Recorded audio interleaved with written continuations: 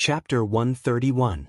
When Ning Shu heard that this bastard was going to drag her along, she ran behind with her own 2 legs. If she couldn't run fast enough, she would be dragged along. If she rubbed against the ground, she might even lose her life, not to mention her skin. This was definitely revenge for her spitting on him.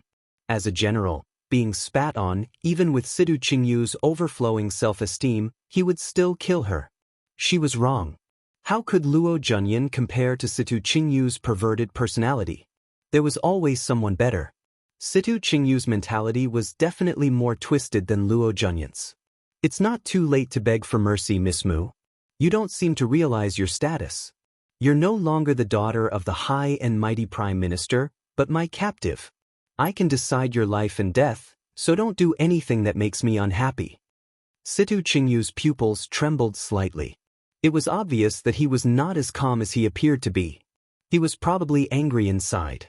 Ning Shu hated this man to death. So what if he was capable? He only knew how to bully women and children. What was so great about him? Ning Shu called out to 2333 in his heart. 2333, give me a gun. I want to kill this bastard. Ning Shu, moi, you have a gun. 2333's voice rang in Ning Shu's head. Ning Shu was very happy. Then give it to me quickly. I can't stand this bastard. Sure, 2,000 points. You don't have any points, so you can't exchange for it, 2333 said directly. Ning Shu gritted his teeth and said word by word, I'll pay on credit. Sorry, you can't use firearms or similar firearms. If you take out something that transcends time, it will cause chaos in space and affect the stability of the entire plane.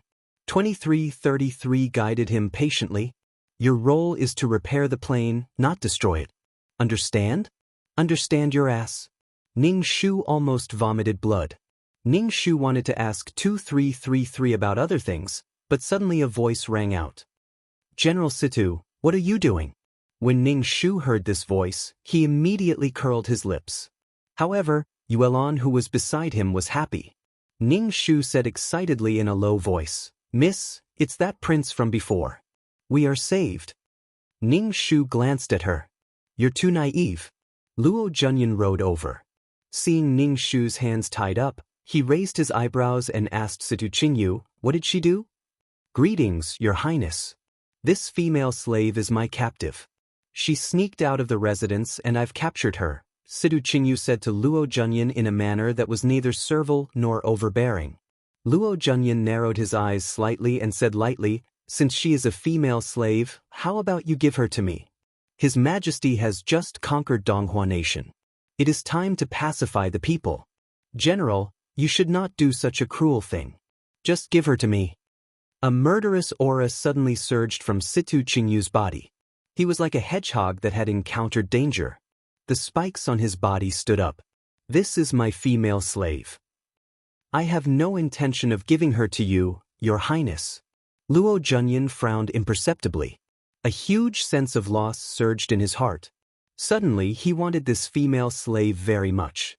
This feeling was very strange, but it was very strong. In addition, Situ Qingyu's attitude towards him was also very noble. He, Luo Junyan, was the regent. This butcher who only knew how to kill dared to disrespect him. This made Luo Junyan lose face. All the more he wanted this female slave. Ning Shu watched from the side. He thought that she was going to be disfigured. In the end, Luo Junyan jumped out. As expected, the female lead was blessed with luck. Her body was her capital. Without this seductive body, how could she be the female lead? Situ Qingyu refused to budge. Luo Junyan was even more frustrated. He wanted to grab Ning Shu and leave. However, when he saw the guards behind Situ Qingyu, Luo Junyan calmed down and said coldly, since General Situ is unwilling to give her up, then forget it. After saying this, Luo Junyan felt even more disappointed. This feeling made him very uncomfortable. This feeling was very sudden and made him very uncomfortable. It seemed that this feeling would not disappear after he got this female slave. Are you willing to go with me? Ning Shu asked. Situ Qingyu also looked at Ning Shu. Situ Qingyu pursed his lips and looked at Ning Shu with red eyes. Ning Shu also had a voice in his heart telling him to go with this prince. This prince would protect her. Go with him. He was a good person. He even helped to teach the greedy bun shop owner a lesson. Ning Shu's heart skipped a beat. This was the plot. From the Prime Minister's residence to the prince's residence. There was a slight change in the plot. Situ Qingyu did not hand her over to Luo Junyan, but gave her the choice. Deep down, he wanted her to go with the prince. Ning Shu sneered in his heart. You want me to go with Luo Junyan? I will not go with him. Ning Shu said, I am the general's female slave. Of course, I will follow the general. Situ Qingyu and Luo Junyan were stunned. Situ Qingyu's face flashed with surprise. He thought that Ning Shu would go with the regent. Disappointment appeared on Luo Junyan's face. He wanted to say something, but Ning Shu said directly, I am the general's woman in life and the general's ghost in death. Situ Qingyu's eyes trembled. He was more confused. Luo Junyan's face was cold. He pulled the reins and turned to leave. He even turned back to look at Ning Shu. His gaze was strange. After Luo Junyan left, Situ Qingyu looked at Ning Shu and asked, Is what you said just now true? Ning Shu rolled his eyes at him and asked, What? Situ Qingyu's face instantly twisted. I wanted to untie you, but now it seems that there is no need. Let's go. Situ Qingyu pulled the reins. Ning Shu could only follow. Hurry up. Situ Qingyu pulled the reins. Ning Shu stumbled forward and hurriedly sped up. Ning Shu was glad that Situ Qingyu did not let the horse run. If that was the case, her 2 legs would not be able to outrun the horse's 4 legs. Ning Shu walked back to the Prime Minister's residence with 2 legs. Yuelan, who was beside him, looked at Ning Shu with heartache. She looked at Situ Qingyu, who was sitting on the horse, with disgust. When they reached the entrance of the Prime Minister's residence, Situ Qingyu got off the horse and walked to Ning Shu. He untied the reins on Ning Shu's wrists and said sarcastically, Miss Mu really knows how to seduce men. You just went out of the residence and seduced the Prince Regent to bring you back to the residence. He said it as if he was jealous. Tsk. Ning Shu moved his wrist, which was not circulating blood. Situ Qingyu saw that Ning Shu ignored him and went straight into the Prime Minister's residence. He walked over and grabbed Ning Shu's wrist. His other hand pressed against the wall behind Ning Shu. It was an extremely ambiguous position. Chapter 132. Situ Qingyu's body exuded a strong aura of hostility. After the cabinet, he almost hugged Ning Shu in his arms. When he looked down at her from above, it made her heart beat wildly. Ning Shu, oh, this position? She didn't expect to be flirted with as the female lead. But could it be someone else? She was flirted with by a psychopath. She felt very depressed. Situ Qingyu was indeed an expert at controlling people's emotions. He had been so cruel just now, tying her up and dragging her away. Now, he was acting in such an ambiguous and domineering manner. It was so hot and cold that one couldn't control it at all. But Ning Shu only wanted to have a gun and shoot this guy in the head. Situ Qingyu said faintly, his tone still at a loss. Is what you said before true? You're my man? Even in life and death? It's fake, Ning Shu said without thinking. Situ Qingyu's expression instantly turned ugly. Ding. Abuse points, 10. Current abuse points, 30. 2,333 reported. Ning Shu was stunned for a moment. Seeing Situ Qingyu's hurt expression, if it was the female lead, her heart would probably ache.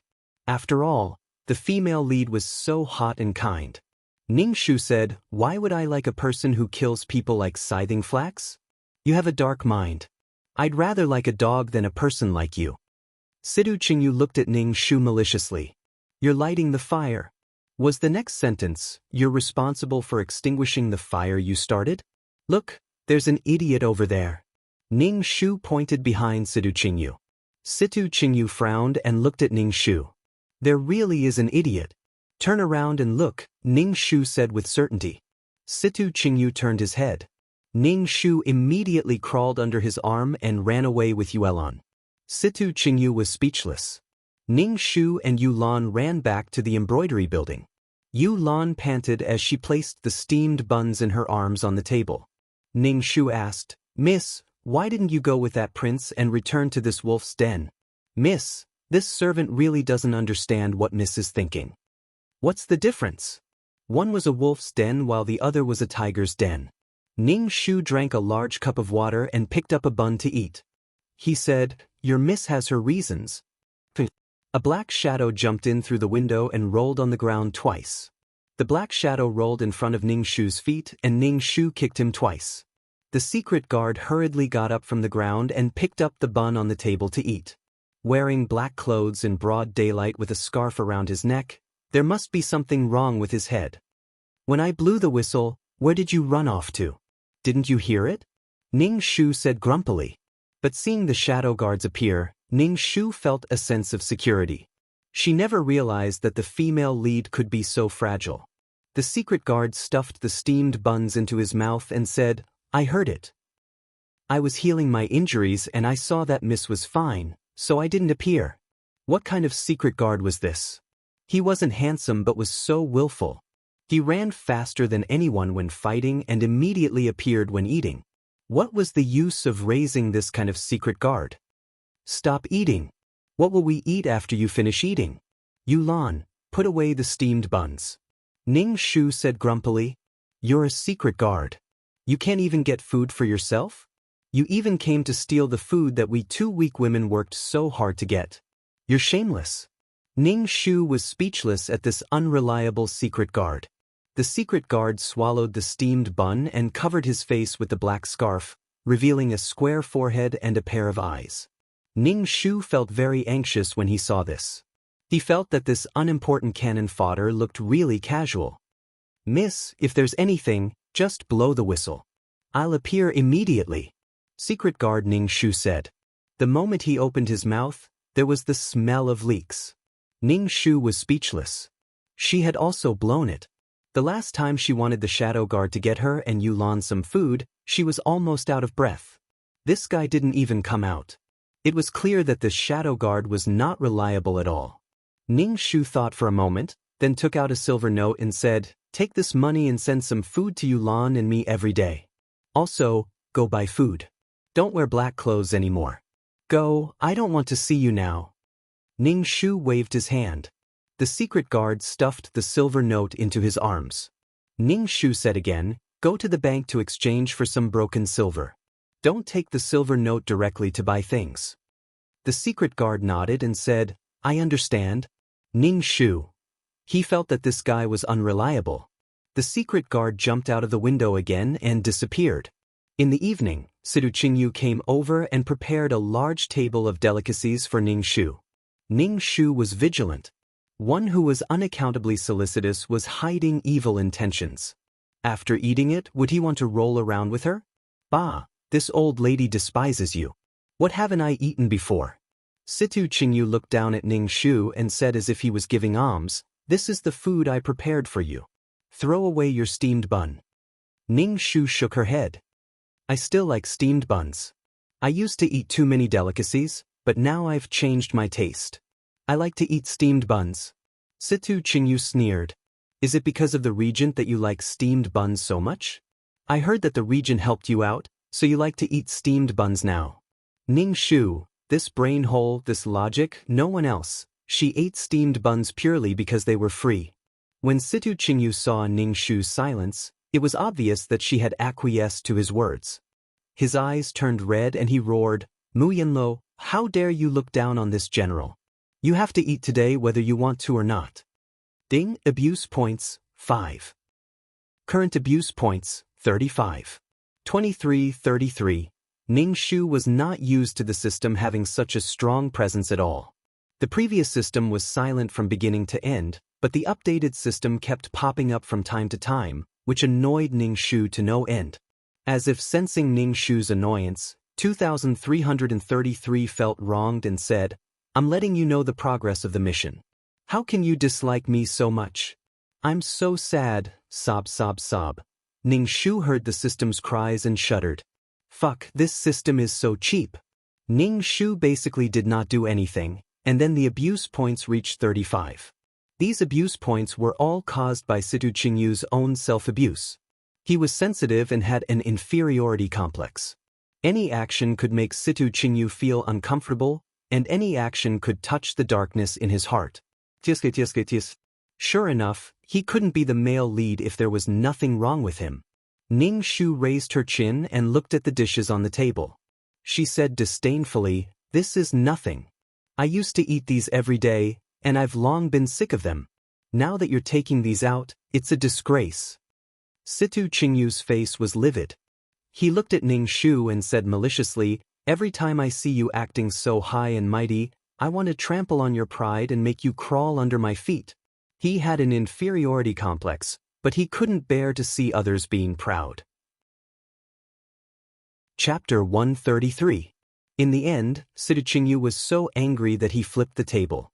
The dishes and plates on the table fell to the ground.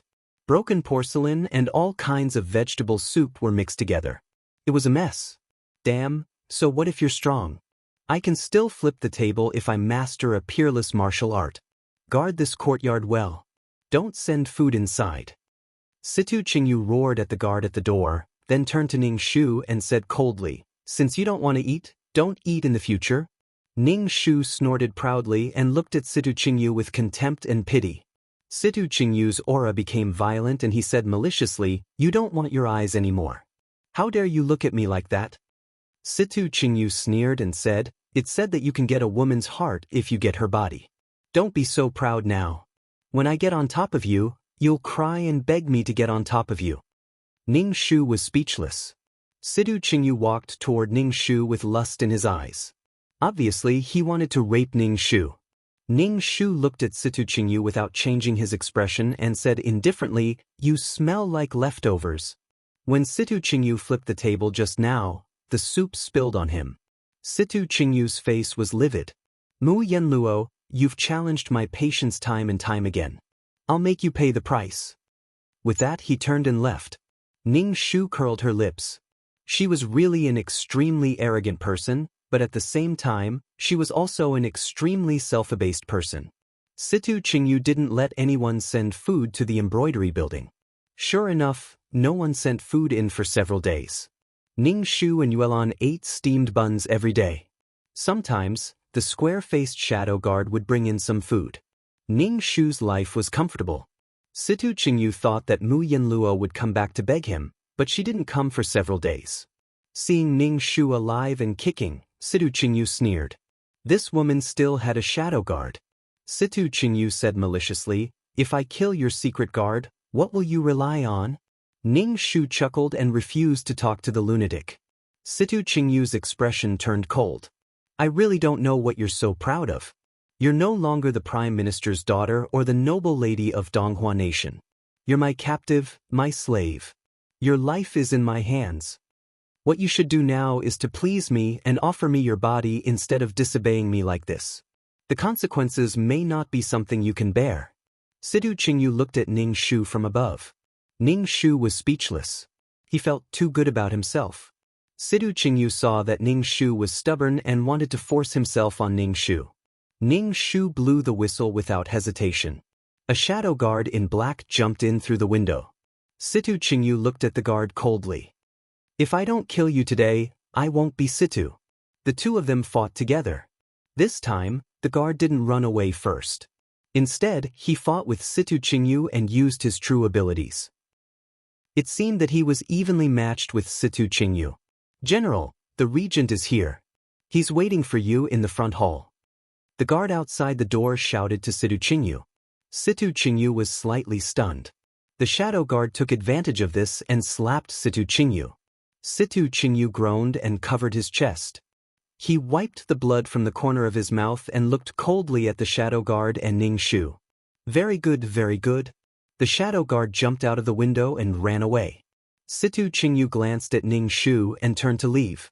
Ning Shu patted her chest and said, "I finally dodged a calamity. Miss, let's get out of here. It's too dangerous," Yuelan said with a pale face. Ning Shu let out a long breath. After a while, a maid came over to Ning Shu and said, "The general asked you to go to the front hall. His Highness wants to see you. The general said that you should dress sloppily." Luo Junyan wanted to see her? Dress sloppily? "Yuelan, come and help me dress up." Make me as beautiful as possible. Ning Shu said to Yuelon. Yuelon immediately said, "Ik." Yuelon hoped that the regent could take her miss away from here. The maid heard Ning Shu's words and quickly said, "The general said that you should dress sloppily and put some dust on your face." Ning Shu and Yuelon ignored her. Under Yuelon's skillful hands, Ning Shu looked at her own face. She was so beautiful that she didn't dare to look directly at it. Ning Shu felt that he was about to be mesmerized by this face. The maid looked at Ning Shu in a daze, then shook her head and said, "You can't do this. The general will kill you." "It's okay. Lead the way." Ning Shu clamped her buttocks tightly, not allowing her waist to sway. She walked towards the front hall elegantly. Ning Shu walked into the front hall. The atmosphere was not very good. Situ Qingyu's face was cold and Luo Junyan had a faint smile. The conversation between the two was very unpleasant. Seeing Ning Shu come in, Situ Qingyu and Luo Junyan were stunned. Situ Qingyu's face immediately darkened. He knew that the regent came for Mu Yenluo and told her not to stand out too much. But now, she was so beautiful. Cold and charming, with exquisite makeup. Situ Qingyu's heart was full of anger. He looked at Ning Shu as if he was looking at his prey, as if he would be torn apart by Ning Shu in the next moment. Luo Junyan looked at Ning Shu, his eyes full of amazement. His gaze was domineering and lingering, and there was a kind of determination in his eyes. He didn't expect this female slave to be so beautiful. She was really devastatingly beautiful. No wonder Situ Qingyu was unwilling to give her to him. "Do you still remember me?" Luo Junyan asked. He walked in front of Ning Shu. There was a smell of ambergris on his body and a strong masculine aura that made people's hearts tremble. Ning Shu was now pretending to be noble and cold, but when he opened his mouth, his voice was extremely rough. "Who are you?" Luo Junyan was stunned when he heard such a coarse voice. He felt that it was too out of place. Such a beautiful person should have a soft and gentle voice. It was charming, affectionate, and melodious. "What's wrong with your voice? Are you injured?" Luo Junyan asked with a frown. "Don't worry. I will heal your voice." Ning Shu raised an eyebrow and didn't say anything. Seeing that Ning Shu didn't speak, Luo Junyan said eagerly, "Have you forgotten? Bun, do you still remember Bun? We met at the bun shop."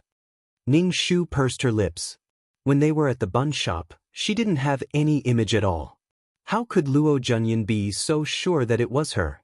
Sure enough, he had taken a fancy to Mu Yenluo's beauty, but after getting her, he treated her like dirt, raped her, and sexually abused her.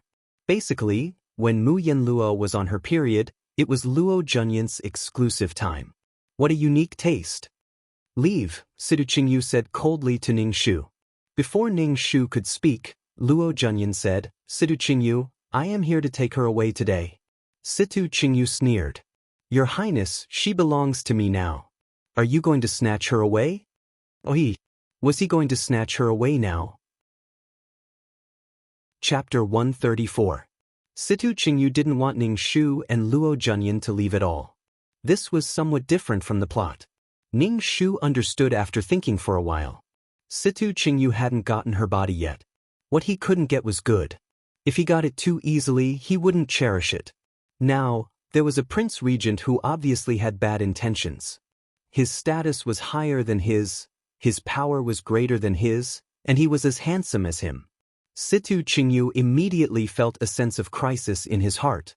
For the sake of his male dignity, he had to go all out. Food was for the fragrance, and women were for the beauty. Humans were indeed despicable. Luo Junyan said domineeringly, "Such a beauty should be taken good care of and not suffer under the hands of a butcher like you. General Situ, don't you think you're going overboard by tying her up and parading her through the streets in public?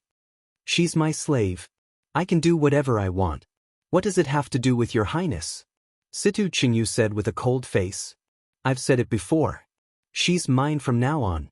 Even if she's a slave, I can still give her a noble status. Situ Qingyu, remember your status. What right do you have to fight with me?" Luo Junyan said with disdain. Situ Qingyu hated people who looked down on him the most. Now that Luo Junyan was using his status to look down on him and oppress him, Situ Qingyu's face instantly turned ugly. Then what does your highness want? I, Situ Qingyu, will accompany you to the end. Situ Qingyu's face stiffened, and he didn't give in. Ning Shu watched the two men fight from the side. As the person involved, she didn't have the right to speak. It was quite miserable. Ning Shu immediately looked at the two of them with a teary expression. She grabbed the clothes by her chest and looked like she was hurt. She said sadly, "You can do this. I'm a human, not a thing. I have my own thoughts. Why are you fighting over me? Can't you show me some respect?" Ning Shu wiped her tears and ran away with small steps, not caring if the people in the room were fighting or being gay. "Miss, wait for this servant." Yu Lan immediately chased after Ning Shu. Ning Shu looked back and saw that the little girl was running very fast. He quickly increased his speed. Yu Lan shouted from behind, "Miss, wait for this servant." Ning Shu was really tired from running. She held onto the railing and gasped for breath. Yuelan almost fainted. She gasped for breath and asked, "Miss, why are you running so fast?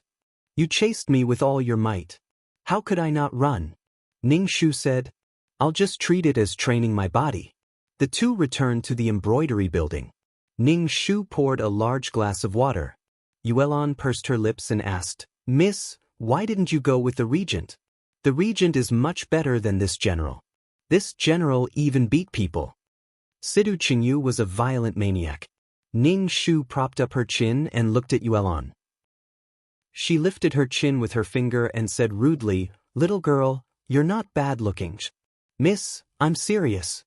Besides, I'm not as good-looking as you. Miss stays in the boudoir, but your reputation has spread throughout the Donghua nation." Yuelan said shyly. "Reputation? Bah, it was reputation. It made every man want to sleep with Mu Yanluo, the most beautiful woman in the world. Alright, I know what I'm doing. Why did your square-faced brother bring food?" Ning Shu touched her stomach and felt a little hungry. "Miss, what are you talking about? What square-faced brother? The secret guard is not my brother at all." Yuelan immediately said, "I don't have such an ugly brother." Ning Shu was speechless. Ning Shu turned around and saw the secret guard climbing the window and entering the room. He probably heard what Yuelan said. The secret guard threw the food on the table and snorted at Yuelan. She was talking behind someone's back and was heard by someone. Yuelan blushed and didn't say anything. Ning Shu comforted her and said, "Yuelan was just joking. You're not ugly. You're unique. I've never seen such a square face like yours. What a square face, so square. I reckon you're the only one in the world who looks like this. You should be proud." The secret guard was speechless. The secret guard glanced at Ning Shu and Yuelan with his exposed eyes and jumped out of the window. Yuelan was a little uneasy. She asked Ning Shu, who was eating a chicken, "Miss, the secret guard won't be angry and ignore us because we said he's ugly." Ning Shu sucked the meat on her finger and said calmly, "It's okay. I just comforted him." Yuelan looked at Ning Shu. "Miss, were you comforting him? I think you're rubbing salt on his wound." It was unknown if it was because of Ning Shu's declaration that she was the female lead, but Situ Qingyu looked at her with a complicated gaze. Ning Shu's intestines were in a knot, but her face was noble and cold. "I'm so cold and fragile. Do you have the heart to hurt me?" Now that Situ Qingyu didn't restrict Ning Shu's movements, he allowed her to wander around the Prime Minister's residence. When it was time for dinner, someone sent food over. Yuelan was dumbfounded. She couldn't understand the feeling of going from hell to heaven. Not only was Yuelan dumbfounded, but Ning Shu was also baffled. Could it be that Situ Qingyu was going to take the warm route? Or was it because of her deafening declaration? However, Ning Shu didn't refuse food. She also accepted the jewelry that Situ Qingyu sent over. Then, she turned around and asked the secret guard to sell them for money. After this stop at the Prime Minister's residence, she still had to travel around the world to visit the imperial merchant's residence. Then she still had to find a teacher in the remote countryside, a divine doctor who liked to live in the forest, and the leader of the demonic sect who lived halfway up the mountain like a caveman. What was she going to do if she didn't have money? However, the secret guard didn't get much money. Ning Shu suspected that Situ Qingyu didn't send fake goods, or that the secret guard was a fool who was forced to be fooled. Ning Shu stood in the pavilion and looked at Sidu Qingyu, who was practicing his sword outside. Petals swirled in the air, the sound of the sword resounded, and the light of the sword flashed. Coupled with the beautiful man Sidu Qingyu, it was as beautiful as a painting. There should be a beauty playing the zither in such a scene, but Ning Shu didn't know how to play the zither at all. Sidu Qingyu stopped his moves, and Ning Shu immediately applauded. "General, you've really played a cheap trick?" Sidu Qingyu and Ning Shu smiled faintly. Their forehead was slightly sweaty. When they smiled like this, they felt as if the school hunk was walking toward them with a basketball in his arms. It had a strong smell of hormones. "Mu Yanluo, this general wants to ask you. Are you willing to accompany this general?" Sidu Qingyu asked Ning Shu in a deep voice. The current Sidu Qingyu seemed to have restrained his hostility and ruthlessness. He looked masculine and valiant, with a thin waist and narrow buttocks, especially able to make a woman's heart ripple. Ning Shu was even more puzzled. Why did he suddenly change his style? Ning Shu asked, "Why? Why are you suddenly treating me so well? I feel overwhelmed by the favor and my heart trembles. I'm afraid you're going to do something to me." Sidu Qingyu was speechless. Chapter 135. Sidu Qingyu wasn't the only one who became more attentive to Ning Shu. Even Luo Junyan came to the Prime Minister's residence every day to deliver things. They were all treasures and valuable trinkets. Ning Shu was even more confused. These two people were wooing her. Ning Shu covered her face with her hands. She didn't expect that someone with less than 5 points of charm would suddenly be wooed one day. She didn't get this kind of treatment when she was cannon fodder. But soon, Ning Shu couldn't be bothered anymore. The secret guard said to Ning Shu directly, "These two people are making a bet to see who you will fall in love with. Don't ask me how I know. I just know. Alright, I overheard it." Ning Shu felt heartbroken. After all this time, it was Sidu Qingyu and Luo Junyan who made a bet that the beauty's heart would belong to whoever could win her heart. Ning Shu was speechless. Indeed, a dog can't change its spots. She freaking thought that she had become charming just because she was wearing the female lead skin. It was all because of the attraction between the male and female leads. It had nothing to do with her personal charm. Now, Luo Junyan was loitering in front of her again. Ning Shu looked at Luo Junyan in front of her silently. His expression was that of a domineering CEO, making Ning Shu's balls hurt. "Woman, come with me. I can give you a noble status and a richer life." Luo Junyan reached out his hand to Ning Shu. "I will love you dearly. I heard that there are more than 30 concubines in the prince's residence. If I go to the prince's residence, won't they eat me up?" Ning Shu looked terrified and helpless. She shook her head and said, "There aren't that many women here. I'm willing to scatter my harem for you." "I only want you," Luo Junyan said excitedly. Luo Junyan said agitatedly. His saliva almost splashed onto Ning Shu's face. Ning Shu hurriedly covered her face with a handkerchief, revealing a pair of watery eyes. "But this little girl doesn't dare to believe your highness. What about those girls who were chased away? From now on, this prince will only have you as his woman. This prince will not touch other women. You don't have to care about those women. This prince will give them a sum of money, enough for them to live on," Ning Shu said affectionately. "Ning Shu, fuck, what a scumbag. Fuck you. You chased me away just like that. This scumbag." Ning Shu's heart was filled with loathing for this person. He had never thought about how these women would live. This was the ancient times where hierarchy was strict. Even if the female lead Mu Yanluo and the 7 dwarves lived happily together, they had to find a place to live in seclusion and not in the open.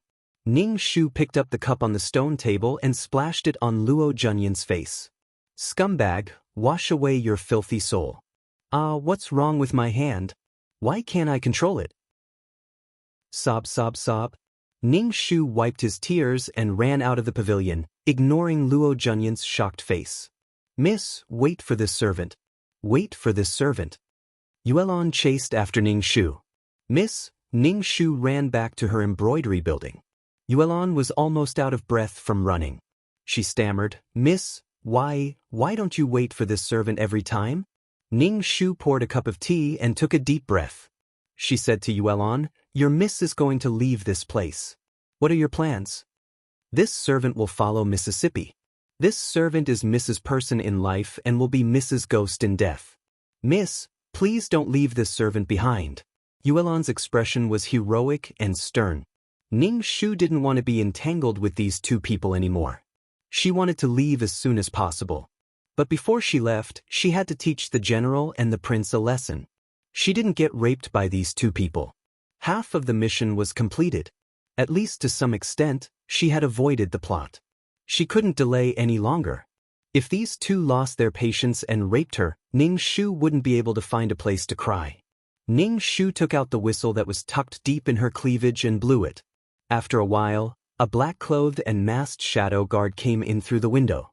Ning Shu looked at his disguise. It was bad enough that he was ugly, but how could he ruin himself like this? You're hopeless. Shadow guard, go prepare a carriage and some dry food. We're leaving. Ning Shu looked at the shadow guard seriously and said, the fates of the three of us are in your hands. Do your best. The shadow guard looked at Ning Shu. Why do you want to leave? I think these two are dragons and phoenixes. They both like you now. Why do you want to leave? You don't understand love at all. Ning Shu raised his chin. His face was melancholic and haggard. The shadow guard's eyes swept over Ning Shu's face and said disdainfully, you've lost your mind. Then she jumped out of the window. Ning Shu was eating dinner when Situ Qingyu came. He sat across from Ning Shu and suddenly reached out to grab Ning Shu's hand. Immediately, Ning Shu felt that he had hair all over his body. Ning Shu didn't say anything. He just silently wanted to pull his hand back. Situ Qingyu held Ning Shu's hand tightly. Ning Shu tried to pull his hand back, but Situ Qingyu immediately let go of Ning Shu's hand. Then, with a slap, Ning Shu's hand hit his own face and then fell to the ground. Miss, are you okay? Yuelon immediately came up to help Ning Shu. Ning Shu felt that his butt was numb, but his face looked noble and indifferent. Ning Shu thought, this damn bitch. Why are you looking for me? Ning Shu secretly rubbed his butt. Situ Qingyu looked at Ning Shu with a pair of blurred and painful eyes. This gaze made Ning Shu's body tremble. Oh my, what a touching gaze. Situ Qingyu wanted to hold Ning Shu's hand again, but Ning Shu immediately put his hand behind his back. Situ Qingyu said, Yanluo, are you still angry at me for bullying you before? Is that why you're so cold to me now? Ning Shu shook his head and said, Yanluo knows that the general doesn't like women. In the past, women made me eat shit and lick shoes. I've been abused a lot, so I can understand why the general treats me like this. However, Yanluo feels wronged. After all, Yanluo didn't have you, didn't make you eat shit, didn't make you lick shoes, didn't make you bark like a dog, didn't ride you like a horse, didn't treat you like a human, so Yanluo feels wronged. Ding. Abuse points, 5, 10, 20. Current abuse points, 70. 2333 sounded very excited, although he didn't know why a mainframe would be so excited. Ning Shu saw that Situ Qingyu's face was trembling violently, and his eyes were red. When he looked at him, there was an uncontrollable murderous intent in his eyes.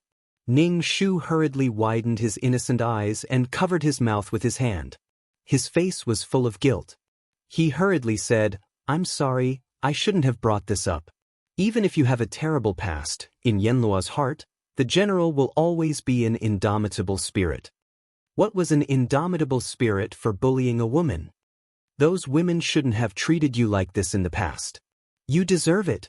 If it was Yanluo, Yanluo wouldn't have treated you like this. She would have killed him. General, you won't blame me, right? I didn't mean to say these things. So what if he said it? Chapter 136. After being lectured by Ning Shu, Situ Qingyu forcibly suppressed the violence in his heart and wanted to grab Ning Shu's hand. However, Ning Shu's hand was behind her back, so he could only put his hand on Ning Shu's shoulder and said affectionately, Mu Yanluo, I love you. Ning Shu suddenly showed a sour expression and grimaced. Situ Qingyu lowered his head and wanted to kiss Ning Shu. Looking at his face getting closer and closer, Ning Shu really wanted to vomit. He had said so much just to get his hands on her body. Ning Shu turned her head and avoided Situ Qingyu's lips. She said sadly, "General, do you want Yen Luo?" A trace of impatience flashed across Situ Qingyu's face. The bet he made with the regent was just a game of hunting, but this woman really put on airs, which made Situ Qingyu's heart churn with anger. Ning Shu naturally saw Situ Qingyu's unkind eyes, but she put on a silly and sweet expression and said loudly, "General, please respect me. If you love me, you should respect me. We haven't gotten married yet, so you can't do such an impolite thing. Do you love my body?" A trace of displeasure flashed across Situ Qingyu's face.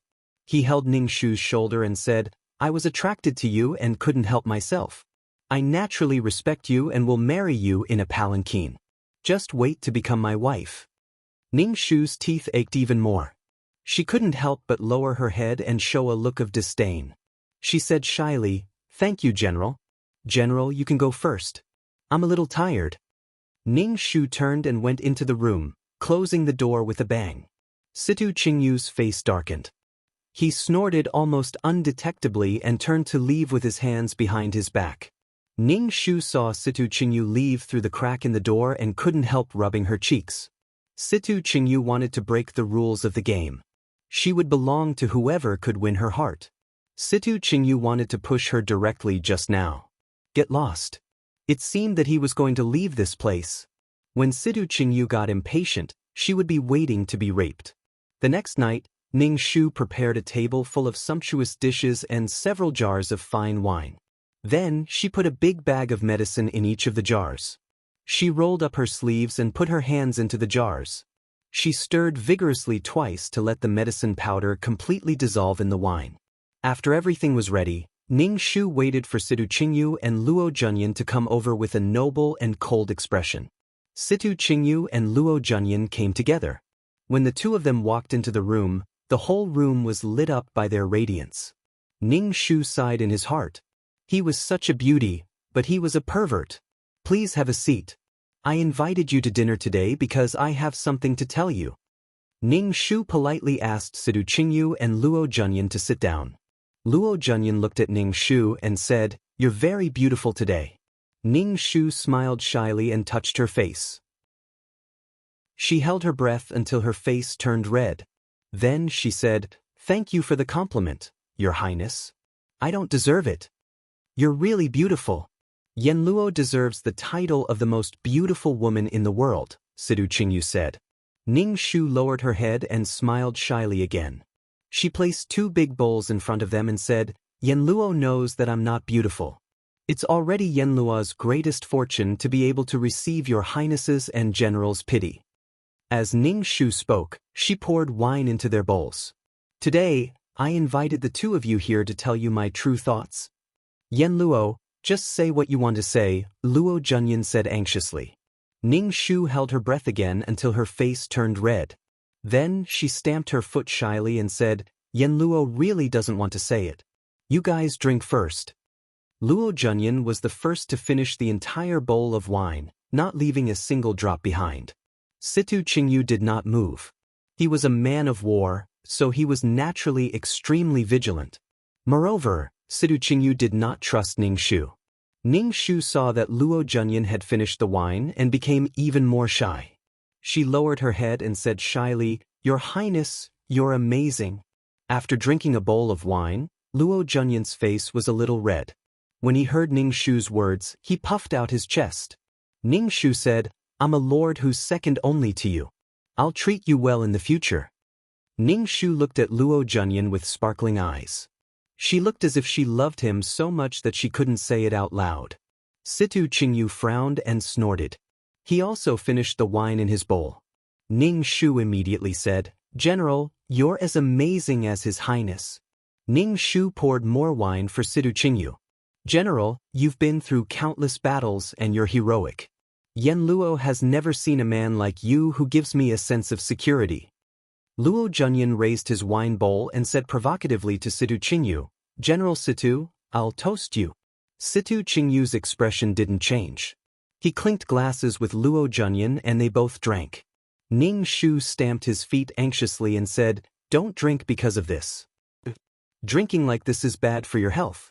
Can you give me some face and not do this for me? Luo Junyan reached out to stop Ning Shu from speaking. He said indifferently, "This is a duel between men. It has nothing to do with you."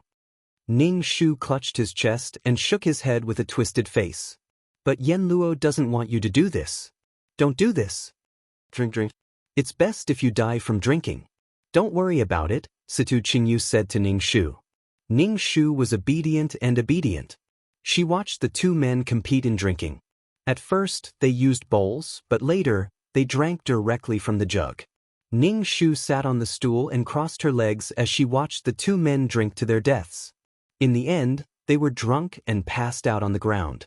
"Girl, it's time to go to work," Ning Shu said to Yuelon. Yuelon held the package in her arms and said, "Miss, are we leaving now?" "I'll be a good person to the end." "Drag them to the bed," Ning Shu said as he rolled up his sleeves. Yuelon nodded obediently and put down the package. She pulled Situ Qingyu's arm and dragged him to the bed. "Oh my, I didn't expect this girl to be so strong." Ning Shu grabbed Luo Junyan's clothes and used all his strength to drag him. Ning Shu's face turned red, but Luo Junyan on the ground didn't move at all. "Miss, what are you doing?" Yuelon asked Ning Shu. "We should go. The secret guards are still waiting for us." Ning Shu panted and said, "Come and help me.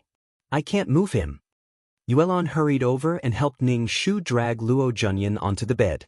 Ning Shu reached out and unbuttoned Luo Junyan's clothes. After a while, Luo Junyan was naked and his most private parts were exposed.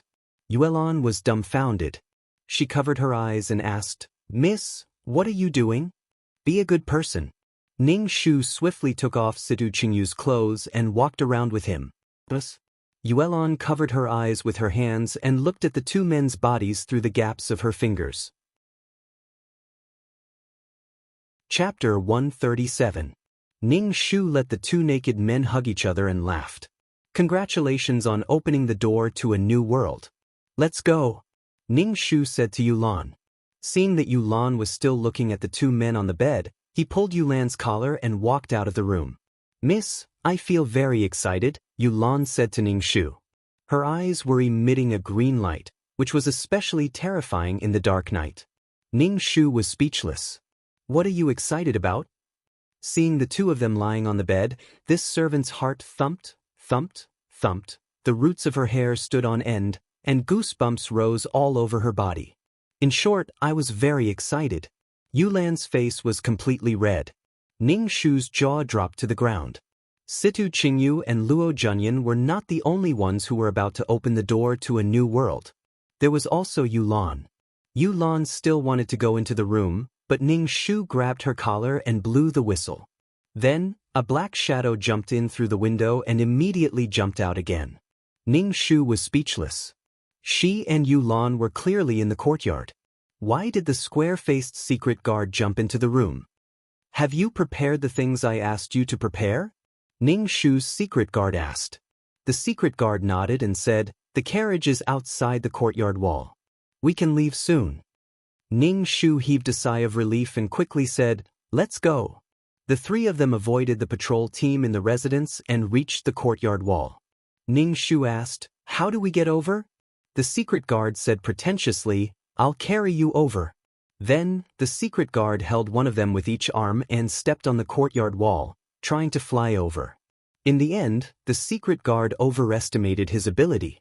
The three of them fell to the ground and rolled into a ball. "Can you do it or not?" Ning Shu patted the dust off his body. It was unbearable to meet such an unreliable secret guard. The secret guard said, "I can climb over the wall by myself, but I didn't expect that I couldn't climb over with two people." Ning Shu was speechless.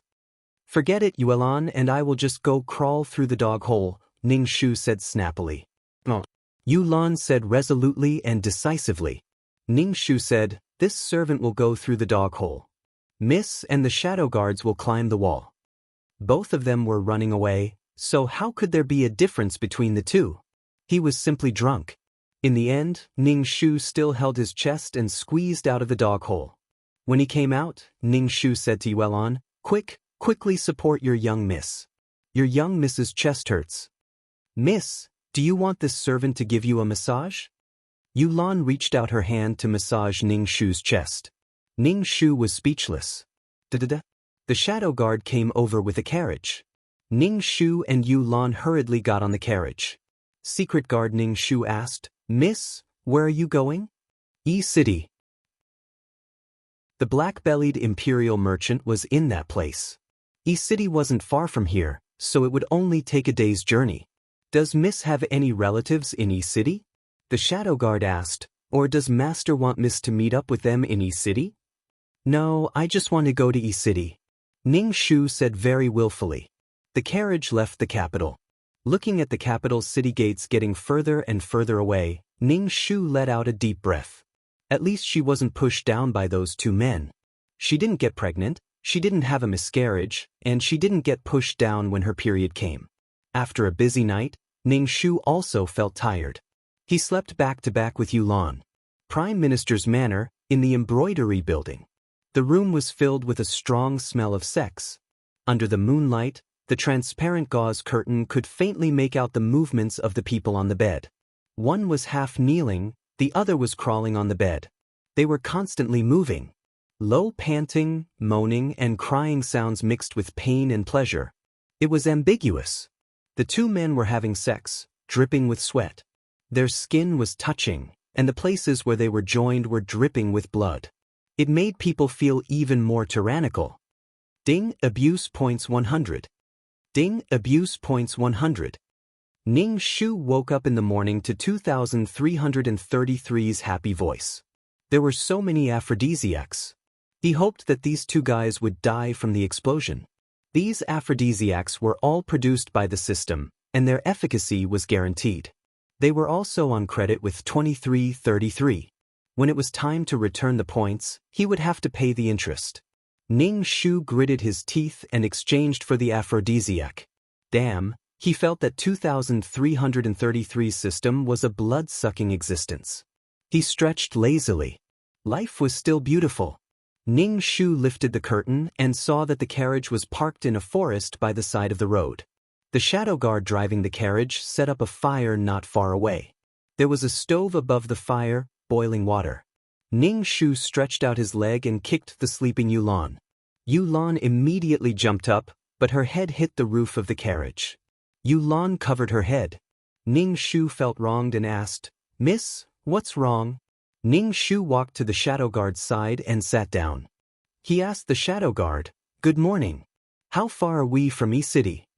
"It's not far. Let's eat something and leave quickly. Maybe the general and the prince will send people to arrest us." The shadow guard made some food for Ning Shu and Yulan and poured some water for them to drink. She was wrong. This shadow guard was actually quite reliable. Ning Shu ate a biscuit and asked the shadow guard, "Why do you protect me?" "My father asked you to protect me, and you protect me. Don't you feel unsatisfied?" The shadow guard turned his square face to Ning Shu and said, "I was adopted by the Prime Minister. The Prime Minister gave me food to eat and a place to sleep. Protecting Miss is my responsibility. Until Miss no longer needs my protection, or until I die before Mississippi." Ning Shu looked at him and suddenly felt that his square face was so handsome and charming. This guy probably didn't have any more scenes because he was killed. After a casual breakfast, Ning Shu and the other two headed for E-City. They had no idea how furious Sidu Qingyu and Luo Junyan were. The entire capital was filled with wanted posters for her. Situ Qingyu hated women. Every day, he was mocked by Ning Shu, who acted noble in front of him and stepped on his wounds. He was disgusted with women. Now that he was rolling around with a man, he completely broke the ice. He felt that it was better to be with a man. During this process, he could be like a man, but he could also be like a woman. This feeling was too wonderful. Situ Qingyu's biggest goal now was to get Luo Junyan into bed again. However, Luo Junyan felt extremely disgusted.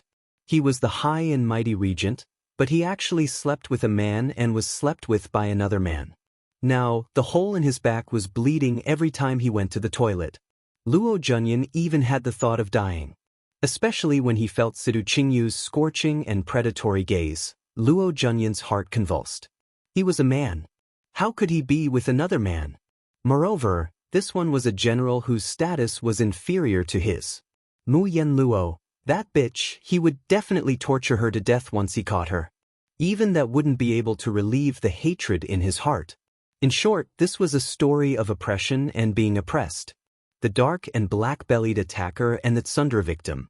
Sidu Qingyu and Luo Junyan restarted their sadistic love story. It basically had nothing to do with Ning Shu. The two members of Mu Yenluo's harem were gay. Chapter 138. Yi City was very prosperous. It was a city comparable to the capital. The people living in the capital were all high officials and nobles, but many of the people living in Yi City were rich people. It was a city filled with rich people. Two women in ragged clothes were pulling a tattered handcart. On the handcart was something wrapped in a tattered straw mat, revealing a pair of dirty feet. At a glance, one could tell that the person under the straw mat was a dead person. Seeing this scene, everyone unconsciously avoided them. The people pulling the handcart were Ning Shu and Yuelon. The person lying on the handcart, pretending to be dead, was the shadow guard brother. Ning Shu was so tired that he wanted to die. He looked around and found a lively place. He stopped the handcart and worked with Yuelon to lift the shadow guard out of the handcart and placed him on the street. Then he took out a wooden board. On the wooden board, he wrote, "Sell your body to bury your father." Ning Shu knelt in front of the shadow guard and crawled on his body. She wailed, "Father, daughter has let you down, let you down. Miss, don't be sad. Master's spirit in heaven will see Miss filial piety." Yuelon first comforted Ning Shu. Then she threw herself on the shadow guard and wailed, "Master, you died so miserably." Master. Ning Shu saw that the place Yuelon was hugging was a bit sensitive. It was probably the place where the shadow guard was. However, Yuelon didn't notice anything and wailed desperately. Ning Shu felt the shadow guard under the straw mat move. The straw mat covering him also moved. Ning Shu hurriedly pulled Yuelon up. Yuelon wiped her tears and asked, "Miss, what's wrong?" Ning Shu wanted to say that she was pressing on his dick, but seeing Yuelon's dumbfounded expression, he said, "Don't touch father's body." Yuelon let out two yos as she knelt at the side, tears dripping down her cheeks. Ning Shu felt deep veneration for her. This was the real movie queen. Ning Shu and Yulan's movements could be heard from half the street, attracting many onlookers. However, seeing Ning Shu and Yulan's unkempt appearance, no one stood out to buy Ning Shu. Ning Shu did not mind. His target was not these people. He was waiting for the male lead, Huang Shangjun, a rich and powerful man. "Miss, what should we do now? It's been so long since someone asked us about the price." Yulan asked. Ning Shu said, "Don't worry." Yuelon saw that no one would ask her about it for a while, so she knelt on the ground and stopped wailing. She wiped her tears with a dirty handkerchief. The people around came and went, but no one came up to ask about the price. Ning Shu was a little regretful. If he had known, he would not have put himself in such a sorry state. He made himself too pitiful and no one asked. Ning Shu was about to fall asleep while kneeling on the ground. Her head was nodding off bit by bit. Beside her, Yulan had already fallen asleep while leaning on the handcart. She was drooling. "Sell your body to bury your father?" A low and sexy voice sounded. Ning Shu's drowsiness disappeared and he quickly pushed Yuelon, who was sleeping next to him. As soon as Yuelon opened her eyes, she immediately wailed, "Master, it's this servant's fault. I didn't protect Miss well and let Miss fall to the point of selling her body to bury her father. Miss, this servant is pitiful." Mississippi. Yuelon hugged Ning Shu and wailed. Ning Shu used all his strength to pull Yuelon's arms away and said sadly to the person who came, "Young master, this little girl is from Chuzhou City. I really have no other way, so I sold my body to bury my father. Raise your head and let me have a look." Ning Shu immediately raised his head and looked at the man. The background around the man was blurred. He was a shining existence. This was definitely Nanshujin. Qi Sheng's body flowed with a kind of gentle and cruel beauty. He was steady and gave people a sense of danger. His eyes were deep and calm, as if something was surging. This was the two-faced imperial merchant, Qi Sheng. Qi Sheng narrowed his eyes slightly and looked at Ning Shu's dirty face. He closed the folding fan and gently hit the palm of his hand. He said, "Why don't you wash your face and make it prettier so that you can sell it at a higher price?" Before Ning Shu could say anything, Yuelan said, "My miss said that she doesn't care about our appearance. Anyone who helps us is a good person." Qi Xing was wearing a brocade robe. Every part of his body was incomparably exquisite. Even the pendant of his folding fan was made of round jade. At first glance, people could tell that he was from a wealthy family. His every move carried with it the aura of wealth. Qi Xing squatted down and lifted the tattered straw mat with his folding fan. He tilted his head and looked at the shadow guard's square face. Then he looked at Ning Shu and said, "You look a little different from your father." Ning Shu said indifferently, "My mother's beauty neutralizes my father's ugliness." Ning Shu felt wronged for the shadow guard. Not only was he ugly, but he also looked old. Qi Xing didn't even question the shadow guard's age. How could he have a daughter as old as her? Ning Shu looked at Qi Xing expectantly. "Young master, do you need a maid? As long as you bury my father, I will be your maid." Qi Xing opened his fan with a swatch sound and said arrogantly, "How much money do you want?" Ning Shu stretched out a finger. Qi Xing glanced at Ning Shu's finger. 1 tael of silver? Fuck, 1 tael of silver wasn't enough. They were pretending to be dead and crying. It wasn't enough to buy 3 bowls of noodles. Rich people were all stingy. Ning Shu said shyly to Qi Xing, "Young master, 1 tael of silver is a little too little. It can't even buy a coffin." Qi Xing waved his folding fan and said indifferently, "Say it. How much?" "My father used to be an official of the imperial court. Although he was a 7th-ranked minor official, he was still an official. If he was buried so carelessly, how could he face his ancestors? So, young master, can you raise the price a little?" Ning Shu pulled Yuelan over. "In the future, both of us will be your maids. You said so much just to raise the price?" Qi Xing was incomparably indifferent. "How much?" 10,000 taels of silver. Ning Shu said sonorously. Qi Xing's expression didn't change. Ning Shu's eyelids twitched. He was indeed a black-bellied imperial merchant. Qi Xing stretched out 5 fingers. Ning Shu frowned and asked, 5,000 taels of silver? 5 taels of silver. If you don't want to, then forget it. Qi Xing said indifferently and turned to leave. Ning Shu saw that Qi Xing really left. He quickly stood up and stepped over the shadow guard. He caught up with Qi Xing and said, "Young master, please wait." Cough, cough, cough. The secret guard that was stepped on by Ning Shu coughed violently. Yuelan was dumbfounded and didn't know what to do. Ning Shu immediately pounced on him and wailed, "Father, do you have something to tell your daughter? It's all your daughter's fault for not being able to give you a proper funeral, so that you can't see your ancestors." The shadow guard glared at Ning Shu and closed his eyes as if he was dead. Ning Shu immediately wailed, "Father." Yuelan also wailed, "Master, master." Qi Xing raised his eyebrows. He walked over and put his hand on the tip of the shadow guard's nose.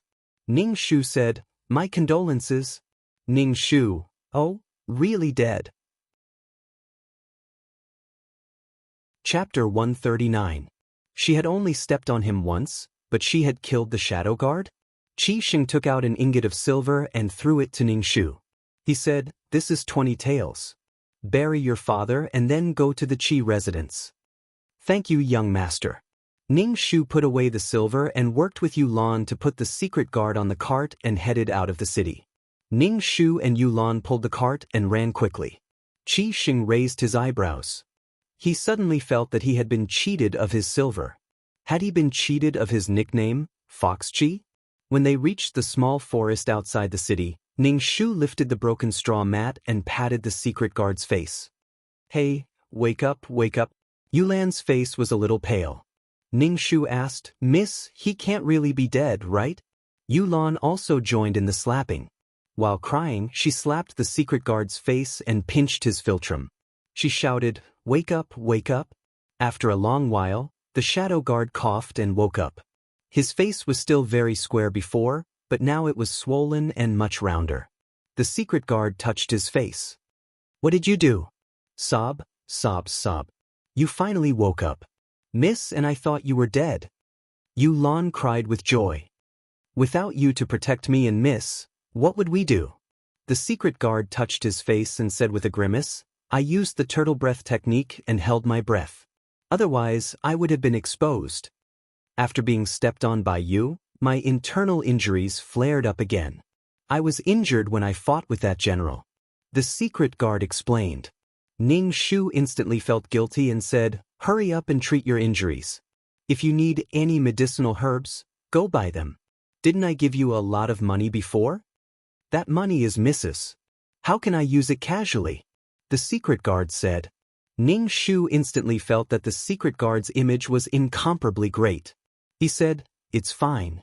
You can use it as you wish. Treat your injuries. Nothing is more important than your body.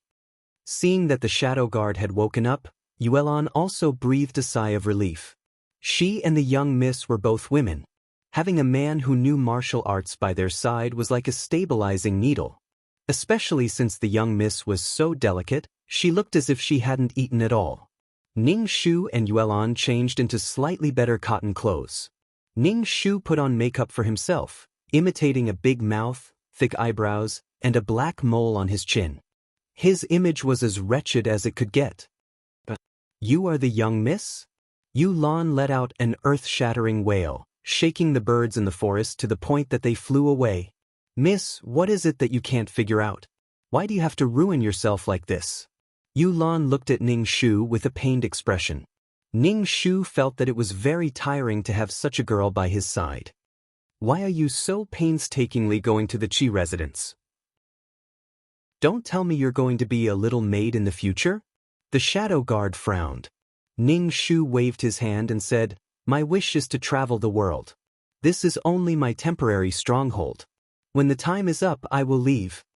After a few days, Ning Shu brought Yuelan to the Qi residence. The shadow guards secretly protected Ning Shu and Yuelan. When they arrived at the entrance of the Qi residence, Ning Shu's gatekeeper grinned and said kindly, can you go and report that the person who will repay the kindness is here? The gatekeeper was frightened by Ning Shu's big smile. He immediately said, where did this ugly girl come from? You're coveting my young master's beauty. You're thinking too much and you still want to find a young master. Ning Shu said, you're thinking too much? You tell him. Ning Shu said to Yuelan, he doesn't believe that we're here to repay the kindness. With her hands on her hips, Yuelan told the entire story to the gatekeeper. Yuelan spoke very quickly, causing the gatekeeper's eyes to emit mosquito coils. That's what happened. Besides, how come my young miss and I only have 20 taels? Yuelan said with grievance. The gatekeeper immediately said, 20 taels is not a small amount. You and your young miss look like this. 20 taels is already my young master's kindness. Yuelan still wanted to say something, but was stopped by Ning Shu. A palanquin stopped at the entrance. Ning Shu felt that the person sitting in the palanquin must be the male lead. Ning Shu stared at the curtain. The curtain was lifted by a folding fan. Ning Shu looked at the folding fan and immediately shouted in a rough voice, I finally found you. Qi Sheng, who had just gotten out of the palanquin, heard this voice and saw a woman with a bloody mouth wailing at him. The hand holding the folding fan suddenly trembled. He frowned and asked, who are you? 20 taels. A down-and-out young miss who sold her body to bury her father. Ning Shu pointed at his face. Look carefully. Qi Sheng looked away and said, your face was dirty before, but it still looked pretty. Why is it so ugly after washing it? Ning Shu was speechless. Thank you for the 20 taels, young master. This young miss has already buried my late father. Now, this young miss and this young Mrs. maids are young master's maids. A drop of water should be repaid with a spring of water. This young miss is a person with principles, integrity, and moral bottom line. Qi Sheng didn't look at Ning Shu's face and said indifferently, sure. This young master thought that you wouldn't come back. After that, Ning Shu and Yulan stayed in the Qi residence. In any case, they still had some protagonist aura. Ning Shu and Yulan stayed in the same room. Then, they changed into the uniform of the Qi residence's servant girls. Yuelan looked at Ning Shu and said sadly, Miss, do you really want to be a maid here? Of course. After spending so much effort to come in, of course I want to be a maid.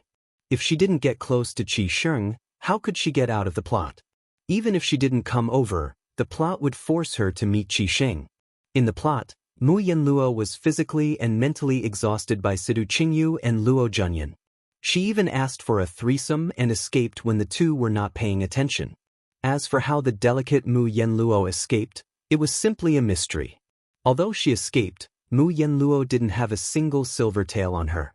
She was a woman in her boudoir and basically didn't go out much. As soon as she went out, she was confused and looked confused and innocent. Someone tricked her into coming to the brothel with a bowl of noodles. The brothel keeper saw that Mu Yanluo was a peerless beauty and decided to auction her.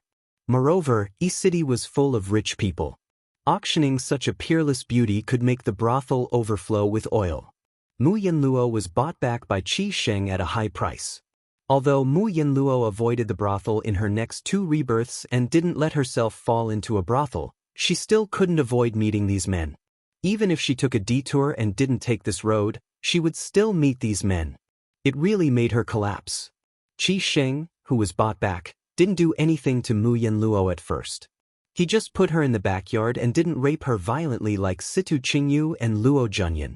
Qi Sheng would visit Mu Yanluo's courtyard whenever she was free. Then she would chat with Mu Yanluo about poems, songs, and ideals. In short, Qi Sheng looked like a gentle gentleman. Chapter 140. Mu Yanluo felt respect from Qi Sheng. He was not like other men. He was very gentle. Although she was bought by Qi Sheng, he gave her a different feeling. In the Qi mansion, Mu Yanluo felt an unprecedented peace. There were no 2 men eyeing her covetously and dragging her to do that kind of thing every day. Mu Yanluo thought that her life would be peaceful like this. She had a good impression of Qi Sheng. She even confided in him about her identity and what had happened between the 2 men. Qi Sheng did not dislike Mu Yanluo. He said that he had known her identity for a long time. After all, the streets of the capital were full of wanted posters for Mu Yanluo. He did not care about her past. Mu Yanluo was even more moved. So on a certain day and night, a man and a woman naturally had a heart-to-heart and body-to-body-to-body activities. Mu Yanluo felt that this was the most comfortable time after the fall of Donghua Nation, although she spent every day waiting for Qi Sheng. However, Qi Sheng did not give Mu Yanluo a definite identity. A concubine was not a concubine, and a wife was not a wife. Sometimes, Mu Yanluo was sentimental and felt that Qi Sheng still disliked her because she had been intimate with 2 men and even had a miscarriage. For a long time, Qi Sheng did not come to see Mu Yanluo. Mu Yanluo waited bitterly for Qi Sheng every day. Later, she learned that Qi Sheng's childhood sweetheart had returned. Mu Yanluo was originally a sentimental person. After learning the news, she ran to see Qi Sheng as if the sky had fallen. She happened to see Qi Sheng rolling with his childhood sweetheart. Mu Yanluo questioned Qi Sheng. Qi Sheng hugged his childhood sweetheart and said that Mu Yanluo was just a broken shoe, a prostitute he had bought. She could not compare to his true love at all. Then Mu Yanluo was abandoned and was completely dispirited. Although Qi Sheng disliked Mu Yanluo, he was still very infatuated with Mu Yanluo's body.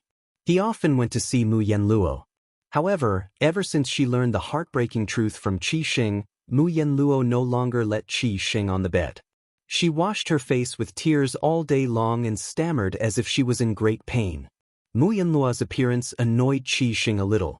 Although her body was wonderful and irresistible, he didn't want to do a woman lying like a dead fish. The more Qi Sheng was with his true love, the sadder Mu Yanluo was. She couldn't eat well and couldn't sleep. She tortured herself and became very haggard. In short, he was conflicted, and the nausea went on and on. Although Qi Sheng hated Mu Yanluo very much, he often went to her for sex, but Mu Yanluo would cry and refuse him. But it caused his true love to harbor a grudge in her heart. Then, the evil supporting female lead began to frame the female lead. Her childhood sweetheart faked her pregnancy and spent all day in front of Mu Yanluo showing off their love and child, causing Mu Yanluo's heart to shift. The supporting female lead's belly didn't have the real one. Then, She plotted against Mu Yenluo to kill the child in her belly. The fake one in her belly naturally disappeared. When Qi Sheng learned of this, he was furious. He didn't listen to Mu Yenluo's explanation and directly threw her into the dungeon to be tortured. Mu Yenluo was tortured in the dungeon. Coincidentally, Qi Sheng's business had a little problem. He was busy solving the problem and forgot about Mu Yenluo in the dungeon. In the dungeon, Mu Yenluo was tortured by his true love. Her body was covered with all kinds of scars. The supporting female lead was jealous of Mu Yenluo's face and directly destroyed it. When Qi Sheng thought of Mu Yenluo was hanging on to her last breath. In addition, Mu Yenluo's face was ruined. Qi Sheng listened to his true love and sent Mu Yenluo to a manor thousands of miles away from the Qi residence. Mu Yenluo was sent away in such a heart-wrenching state. However, after Mu Yenluo left, Qi Sheng's longing for her accumulated more and more, to the point where he was on the verge of falling ill from lovesickness. Knowing that the cinnabar mole in his heart was so vicious, he decisively gave up on his true love and ran to find Mu Yenluo. However, Mu Yenluo had disappeared. Therefore, every time Mu Yenluo met a man, she would want to have such an unforgettable relationship. Ning Shu felt that Qi Sheng was even more hateful than Sidu Qingyu and Luo Junyan. He used the method of boiling a frog in warm water to make Mu Yenluo fall in love with him. He took the route of attacking her heart. He used a gentle appearance to win Mu Yenluo's heart, but later on he treated her cruelly. Although he later realized his feelings for Mu Yenluo paid a huge price. Her face was ruined and her snow-white skin was gone. It was really fucking miserable. Moreover, Mu Yenluo was indecisive and liked to torture herself when she encountered problems. It really made Ning Shu, a bystander, feel that his heart, liver, spleen, lungs, and kidneys had all been moved. It was too fucking miserable. Ning Shu and Yuelon tidied up the room. A woman who looked like a steward walked in. Ning Shu said, "From today onwards, you will be young master's personal maid." Ning Shu, 0. How did she become Qi Sheng's personal maid with such an ugly appearance? Could it be that Qi Sheng still liked her in this state? Could it be that this was the attraction between the male and female leads? The plot always brought the male and female leads together. Nanny, what do personal maids have to do? Ning Shu looked at the steward nanny and asked shyly. The steward nanny spat at Ning Shu. "Bah, you think too much. You only need to pour tea and water for young master and do some chores for him. Do you think you can sneak into young master's bed with such a look? Young master already has Miss Yufei in his heart. Just do your job well. If you have any other thoughts, young master will make you wish you were dead." Ning Shu pretended to be frightened. Yuelon immediately said indignantly, "What's wrong with my miss? My miss is as beautiful as a flower. Why do you look down on my miss so much? My miss is also the prime minister." Ning Shu immediately covered Yulan's mouth and said to the nanny in charge, "I'll remember. I'll definitely abide by my duties and serve the young master well. I'll make the young master comfortable and beautiful." The steward nanny hummed in acknowledgement. Ning Shu quickly handed over a silver ingot, making the steward nanny's eyes light up. "You have a bright future." Ning Shu immediately said shyly, "Thank you for your praise, Nanny. I hope Nanny will take care of me in the Qi residence." After the steward nanny left, Yuelon immediately said, "Miss, what are you doing? You have to suffer so much to do this. We worked so hard to sell our bodies to bury our father and gave half of the money to that nanny. This servant's heart is bleeding. Your miss has her own plans." Ning Shu crossed her legs and said, Chapter 141. Ning Shu became Qi Sheng's personal maid. She brought the brewed tea to Qi Sheng's study. When she opened the door and walked in, she saw that Qi Sheng was busy. As the heir of the family business, Qi Sheng was very busy. But he still took the time to flirt with Mu Yenluo. Later, his true love came and he flirted with his true love. He didn't seem to be busy at all. Ning Shu put the teacup in Qi Sheng's hand. Qi Sheng glanced at the teacup and then looked at Ning Shu. Ning Shu immediately opened his mouth and smiled at Qi Sheng, saying, "Young master, please have some tea." "Didn't anyone tell you that I drink warm tea?" Qi Xing said indifferently. I'm sorry, this servant just came and didn't know very well. How about this servant make it again? Ning Shu's face was full of guilt. She quickly picked up the teacup and carelessly poured the boiling hot tea into Qi Xing's hand. It was boiling hot tea. She poured the freshly brewed tea into Qi Xing's hand. What are you doing? Qi Xing frowned tightly. He was in some pain and his hand turned red in an instant. Ning Shu felt even more guilty. She quickly took out a handkerchief and wiped Qi Xing's hand. As soon as Ning Shu took out the handkerchief, Qi Xing immediately smelled the fragrance of flowers mixed with the smell of stinky feet. The fragrance and stench were mixed together. Qi Xing was about to vomit on the spot. He quickly covered the maid's nose with his hand, but his hand was wiped by the handkerchief and there was a stench. Qi Xing quickly ran out of the room. Ning Shu curled his lips, threw the handkerchief into the teacup, and left with the teacup. Ning Shu returned to the room. Yuelon immediately asked Ning Shu, "Miss, did he make things difficult for you?" "No, your miss can do anything." "How could he make things difficult for her?" Ning Shu said with his legs crossed. Yuelon was very distressed. Miss is the Prime Minister's daughter. She has a golden branch and jade leaf, but now she has to serve someone. "Miss, this servant is pitiful." "All right, stop howling.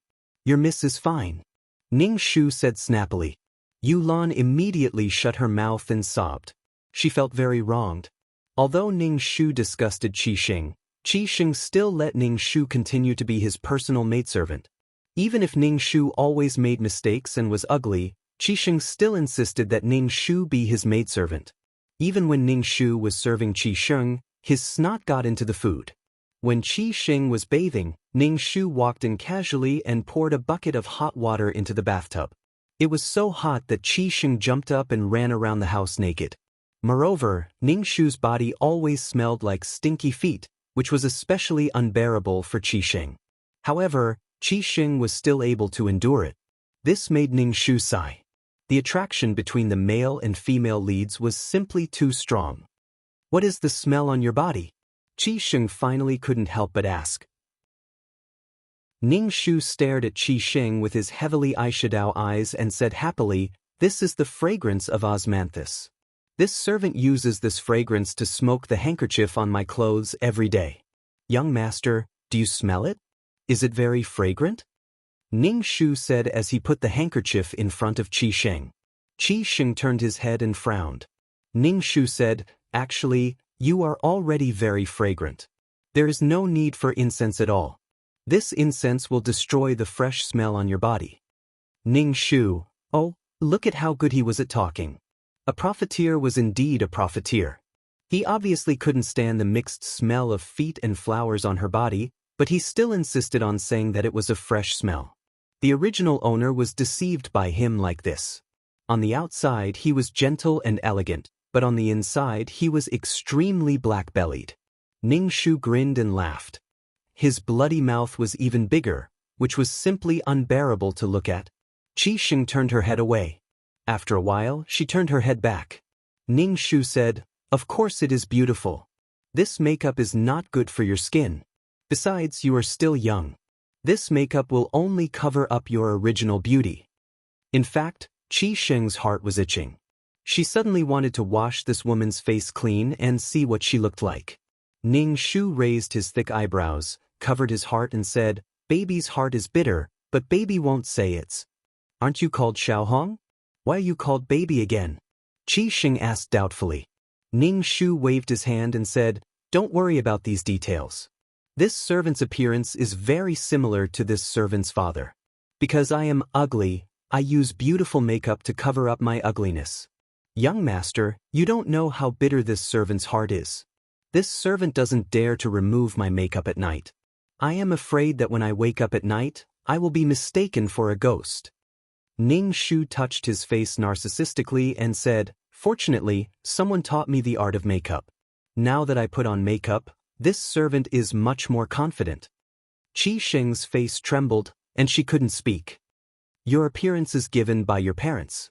You shouldn't be so disdainful. You don't have to be like this when you are with me. I won't dislike your appearance.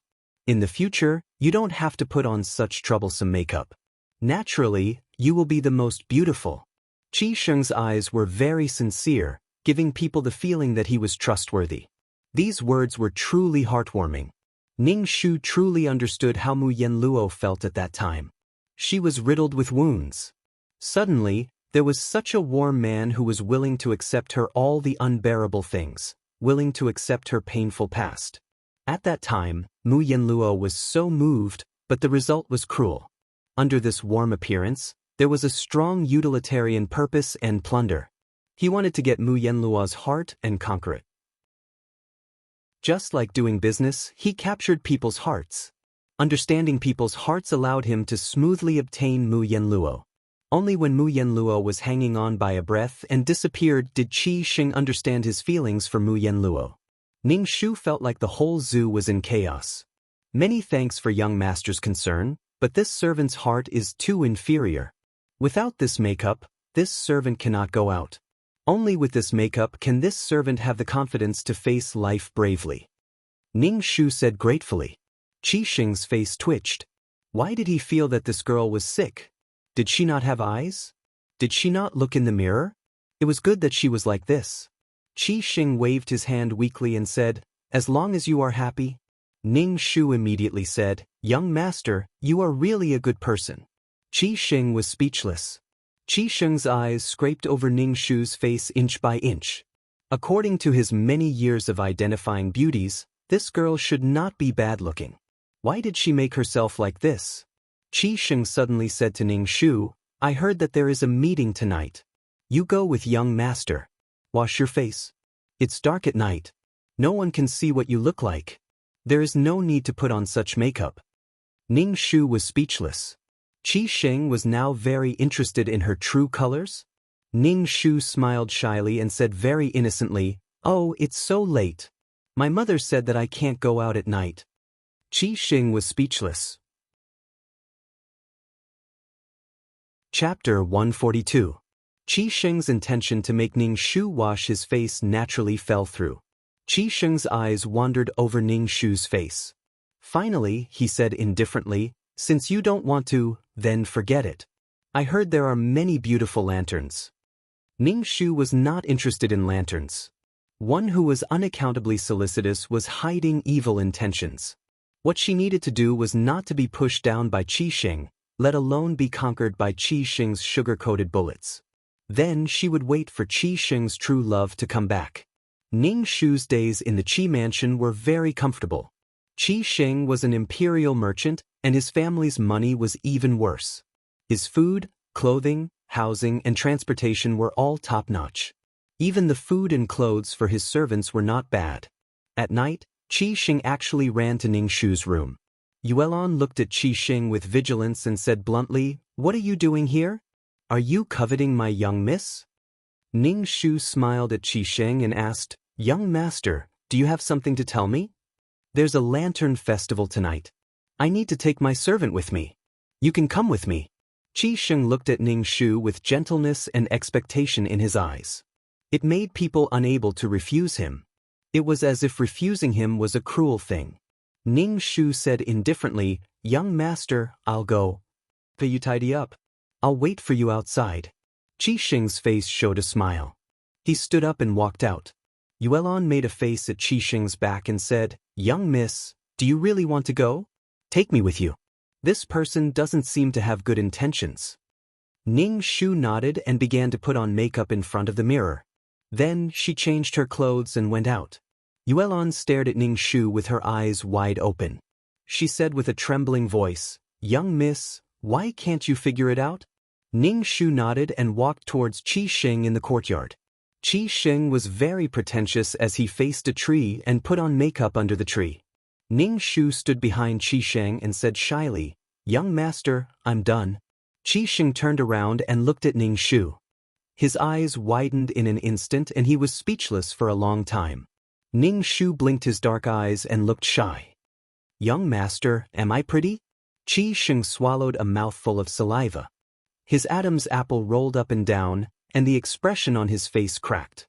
He said with difficulty, "Your aesthetic sense is really different from ordinary people." She had a pair of black eyes, and her face was covered in makeup.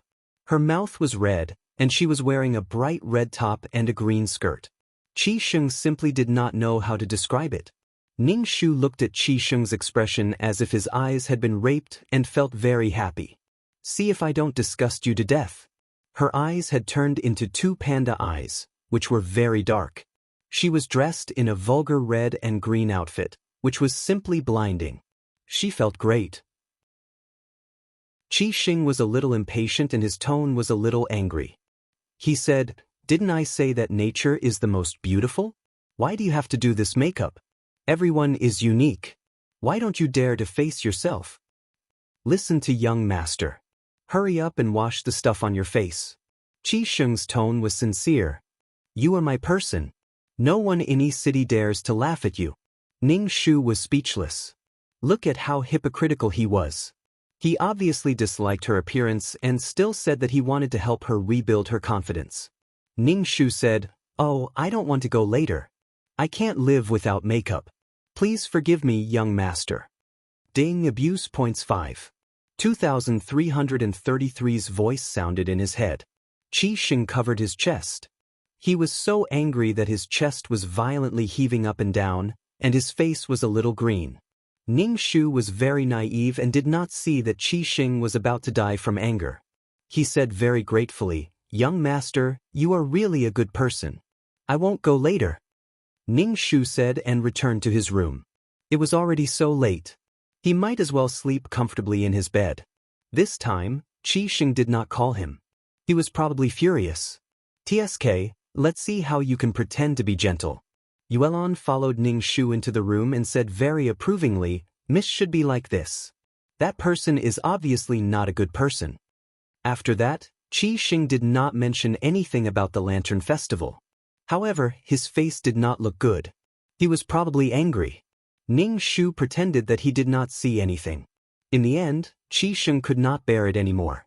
Ning Shu said helplessly, "You little girl." The doting and sweet tone in his voice made Ning Shu shiver. Damn, he had goosebumps all over his body. The plot was too abrupt. There was no substantial development between her and Qi Sheng. How could he talk to her in such a tone? Ning Shu looked at Qi Sheng with a pair of dazed eyes. What was wrong with this guy? Qi Sheng reached out and wanted to hold Ning Shu's hand. Ning Shu took Qi Sheng's hand first. Qi Sheng suddenly felt that his hand was wrapped in a lump of lard. It was greasy and sticky, and it felt very disgusting. Qi Sheng pulled her hand back and quickly wiped it with a handkerchief. However, she did not dare to hold Ning Shu's hand again. Ning Shu looked at Qi Sheng with a shy expression and asked, "Young master, do you have something to say?" Qi Sheng looked at Ning Shu with a kind of understanding, pity, and lingering gaze, which made Ning Shu's hair stand on end. "Damn, if you have something to say, just say it. Why are you looking at me like that? I already know your identity. You have indeed suffered a lot before," Qi Sheng said. He looked at Ning Shu with a look that said, I know everything." "Ning Shu, fuck you, speak human language." Ning Shu looked confused and said very innocently, "I don't understand what you're talking about, young master." Qi Sheng shook his head and said in a "I'm hurt" tone, "You still don't believe me? Do you think I'm not trustworthy? You've been with me for a long time. Don't you know what kind of person I am?" Ning Shu listened to a series of yes, yes, yes and felt drunk. Besides, she had been with Qi Sheng for at most half a month. "You still don't want to tell me the truth. I know your identity is Mu Yenluo, the daughter of Prime Minister Mu of Donghua Nation. Now General Situ and the Regent are looking for you. You should be careful," Qi Sheng said very understandingly. Ning Shu looked at Qi Sheng blankly. "I don't know what you're talking about. Who is Mu Yenluo? I'm Xiao Hong, not Mu Yenluo." Qi Sheng frowned and then relaxed. He said, "You should be careful. If others ask you in the future, you have to deny it like this. But you can trust me. Your young master can be relied on." Ning Shu nodded and said very gratefully, "Although I don't know what you're talking about, I still want to thank you. Yenluo, can you reveal your true face to me? I want to remember your real face," Qi Sheng said very affectionately. This was his real purpose.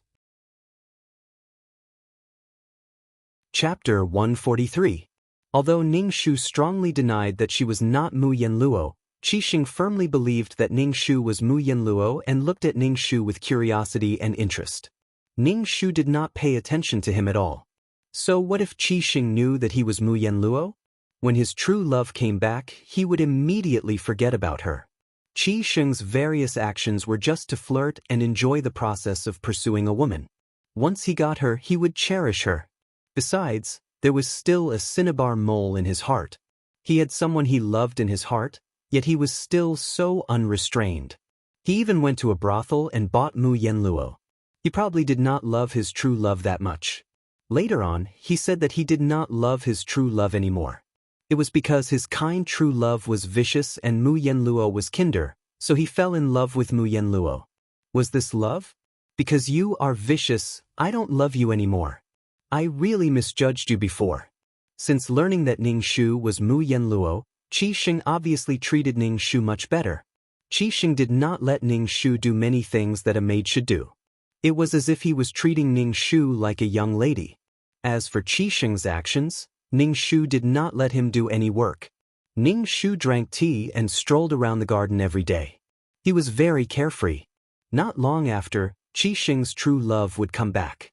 This true love, who was gentle and amiable on the outside, was evil on the inside. She disfigured the original owner and had mottled traces on her body.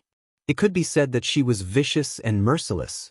She was a perfect example of a vicious female supporting character. Ning Shu was speechless. She was supposed to be such a character, but instead, she became the miserable female lead. What kind of mission was this?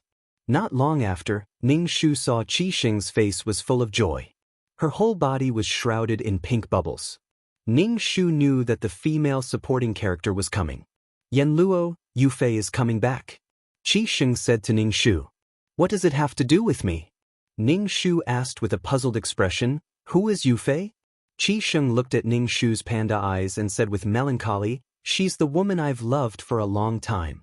I don't even know how long I've loved her. She's so beautiful. Now that she's come to me, it feels like a dream. Ning Shu immediately opened his bloody mouth and said with a smile, Congratulations, young master. Qi Xing wanted to reach out and hold Ning Shu's hand, but when she thought of the feeling of his hand, she didn't dare to compliment him. Ning Shu said, Although Yufei is back, I will still protect you. You don't have to worry. Yufei is very kind. Even if she knows your identity, she will still protect you. Ning Shu, what the fuck? Was he trying to grab her with both hands? His true love had already returned, yet he was still giving her a guarantee. Ning Shu felt that he had learned something new. He was two-timing. It was normal. In the original plot, before his true love, Li Yufei, came back, Mu Yanluo and Qi Xing had already done it.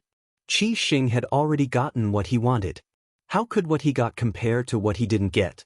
Now, Ning Shu and Qi Xing didn't even have an ambiguous relationship. Even if there was an ambiguous relationship, it was one-sided by Qi Xing. Qi Xing naturally comforted her. He wasn't an ordinary scum. Mu Yanluo was tortured to death by these men. In the end, she could still live happily with them. She felt drunk. Ning Shu looked at Qi Xing with a pair of scattered eyes and said sincerely, Congratulations, young master. Congratulations on having a son. Qi Xing. Sometimes, Qi Xing wondered if this woman was really Mu Yanluo. It was so confusing. However, one of the masters and servants on the wanted poster was Yuelon. Could it be that the one named Yuelon was Mu Yanluo? But Yuelon really couldn't be called a great beauty. Qi Xing had heard of Mu Yanluo, the #1 beauty of Donghua. However, his identity was destined to be unworthy. But now, Mu Yanluo was standing in front of him. Qi Xing wanted to wash away the inexplicable thing on her face with a bucket of water. She was driving him to death at any moment. Then go and decorate Yufei's room. Young master believes in your taste. Qi Xing did this just to make Ning Shu jealous. However, Ning Shu wasn't jealous at all. Instead, he said happily, Young master, don't worry. I'll definitely do it properly. Qi Xing suddenly thought of the smell on Ning Shu's body and his red and green clothes. His taste was really unflattering. Qi Xing quickly said, You haven't done this at home. You don't have to do it. I'll arrange for someone to do it. You're not used to doing this kind of rough work. Of course, Ning Shu knew what Qi Xing was thinking. Qi Xing was afraid that she would ruin it. However, Ning Shu's face showed an attentive smile as she said, "Let this servant do something for Miss Yufei. Perhaps this servant and Miss Yufei will become sisters in the future." Become sisters? Qi Xing looked at Ning Shu and thought about the meaning of Ning Shu's words. It should be what he hoped. Qi Xing stepped forward and wanted to hold Ning Shu's hand, but he stopped himself and said happily, "Yufei is very kind. You'll definitely become good sisters." "Bah, you're dreaming. Such a person could become the male lead." Ning Shu felt that his worldview was broken. If she was kind, then she would accept all kinds of things. If she didn't agree or accept, then she wasn't kind. Oh my, when was kindness defined like this? Every time he saw Qi Xing's deep affection and gentleness, Ning Shu wanted to poke his eyes blind. It was really disgusting. Ning Shu disdained Qi Xing to death. Therefore, Ning Shu's purpose was to be a matchmaker and let Qi Xing and true love be together forever. Ning Shu took Yuelon to prepare a room for his true love. Yuelon shook the quilt and said, "Miss, I'm a pitiful miss. I'm a noble, but I have to do the work of a servant. If Master knew, he would be very distressed." It was unknown where Prime Minister Mu was enjoying his life. There was pitifully little ink. He was just a passerby. Ning Shu took down the simple and elegant mosquito net and replaced it with an exaggerated style. The colors were red and green. All kinds of colors were messy and dazzling. It showed that she strongly welcomed the female lead. It was unknown what kind of expression the elegant and gentle female lead would have when she saw such a dazzling room. Yuelon looked at the entire room and rubbed her eyes. "Miss, when did you like these colors?" This. After experiencing so much, your miss realized that the colors of life should be colorful. It should be rich and colorful. Ning Shu clapped his hands and said. After Ning Shu finished decorating the room, Qi Xing wanted to go in and take a look. After all, it was his heart's cinnabar mole. He was still at the stage of pleasing Li Yufei. He was afraid that Ning Shu would mess things up. "Young master, please believe in me. I will definitely give Miss Yufei a big surprise." Ning Shu stubbornly refused to let Qi Xing go in. Qi Xing tapped Ning Shu's nose and said dotingly, "Your young master naturally believes in you." Fuck, he didn't want his claws anymore. Chapter 144. Under Qi Xing and Ning Shu's expectations, June finally came. Qi Xing and Ning Shu waited for Li Yufei at the entrance of the Qi mansion. A carriage came and stopped in front of Ning Shu and Qi Xing. Then, the curtain was lifted, revealing a pair of white hands. Ning Shu stared at the hands, wanting to see what Li Yufei looked like. In the end, it was a maid with 2 buns on her head. After the maid got out of the carriage, a pair of white, slender, beautiful and elegant hands reached out and rested on the maid's hands. Ning Shu felt that Qi Xing, who was next to him, was very excited. His eyes were fixed on the carriage. A woman in light yellow clothes bent down and came out of the carriage. She helped the maid's hands out of the carriage and slowly walked towards them.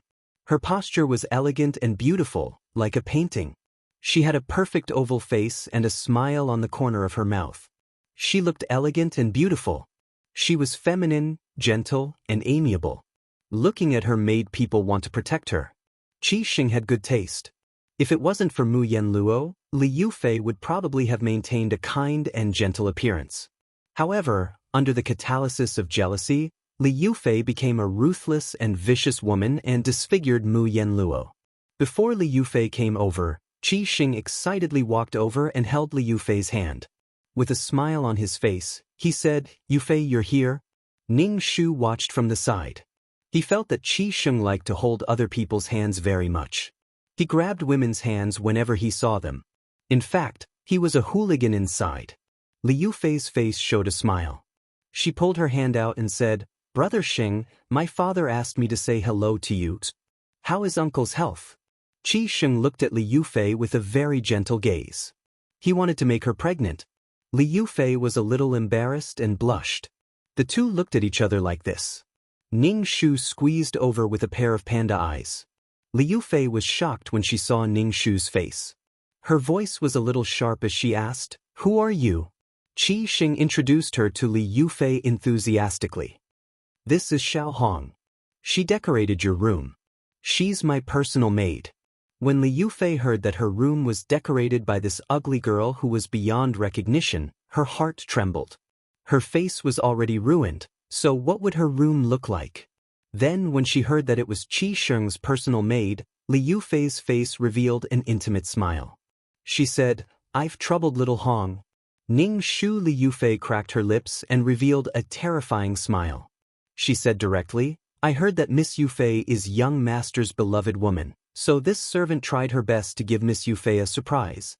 When Ning Shu approached Li Yufei took a step back and covered her nose with a handkerchief. She said to Qi Sheng, "Brother Sheng, Yufei is a little tired. I want to rest." Qi Sheng had a gentle smile on his face. He said, "I'll take you to your room." Qi Sheng and Li Yufei walked side by side in the front. Ning Shu followed behind.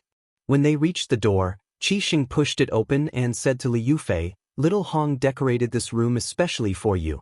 Li Yufei glanced around the room and felt that her whole body was stunned. Her face was wooden. Qi Sheng saw Li Yufei's expression and quickly turned his head. He saw that the room was colorful and inexplicable. The bead curtains were strung together in various colors. There was no order to it and it was extremely ugly. There were also vases. They were all inferior and ugly. There were actually rapeseed flowers in the vases. The style was simply too strange. "Little Hong, what are you doing?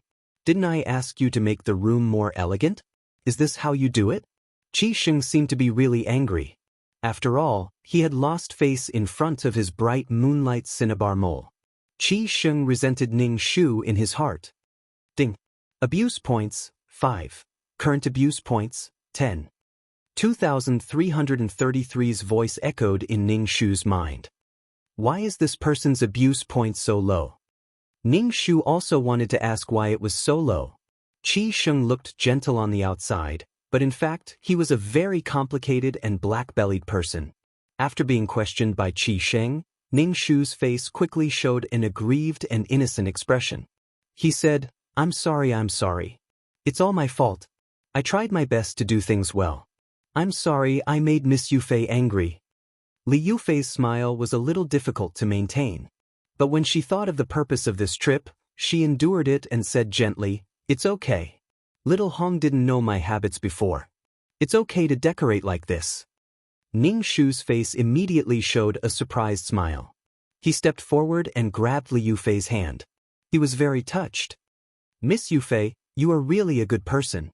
Li Yufei suddenly felt an unbearable stench. His hands seemed to be oily and sweaty. When he held her hand, Li Yufei felt like she was going to vomit. God, what kind of person was this? How could Qi Sheng keep such a person by his side? It was so disgusting. Qi Sheng seemed to know Li Yufei's current mood. He quickly rescued Li Yufei from Ning Shu's hands. As soon as she broke away from Ning Shu's hand, Li Yufei quickly wiped her hand with a handkerchief. She looked like she was going to vomit. Ning Shu smiled very foolishly. He didn't see Li Yufei's disgust at all. "Go and let the kitchen prepare the food. You just need to tell them. You don't have to cook," Qi Sheng added. Qi Sheng knew how disgusting Ning Shu's cooking was. It was as disgusting as eating crane top hong. Ning Shu quickly said, "You really don't want me to help? Since Miss Yufei is here, this servant wants to make 2 of my signature dishes to welcome Miss Yufei." "No," Qi Sheng said quickly. Qi Sheng hurriedly said. He realized that his tone was too anxious, so he slowed down his voice and said gently, "No need. Yufei just arrived. She can't eat so much." When Li Yufei heard Qi Sheng's words, a subtle expression flashed across her face. She frowned. What did Qi Sheng mean? Did he not welcome her? Li Yufei said, "Little Hong, you really don't have to trouble yourself. Let the kitchen prepare something. I can't eat much." Ning Shu nodded and turned to leave. As soon as Ning Shu left, Qi Sheng and Li Yufei both breathed a sigh of relief. The smell of this woman was really disgusting. Li Yufei quietly sniffed the handkerchief and almost vomited. Qi Sheng pretended not to see Li Yufei's action and said gently to Li Yufei, "I'll let people redecorate the room later. I didn't expect little Hong to decorate the room like this. But little Hong is kind. Don't blame her." Qi Sheng subconsciously wanted Li Yufei to have a good impression of Ning Shu. Chapter 145. Hearing Qi Sheng's words, Li Yufei frowned imperceptibly and then relaxed her brows. She smiled and tilted her head to look at Qi Sheng. She said mischievously, "Brother Sheng, why do I feel that you're so good to this maid named Xiao Hong? Don't tell me you like her." Qi Sheng immediately looked at Li Yufei with bright and affectionate eyes. He reached out and tapped the tip of Li Yufei's nose. He said unhappily but dotingly, "How can you say that about your brother Sheng? Don't you know what kind of person your brother Sheng is?" Li Yufei wrinkled her nose and said, "Brother Sheng, you didn't answer Yufei's question directly. Do you like that girl named Xiao Hong? If you really like her, I can help you." Qi Sheng shook his head and said firmly, "Don't think too much. She's just my personal maid. Because she's too ugly, she always likes strange makeup. In fact, she's a pitiful person."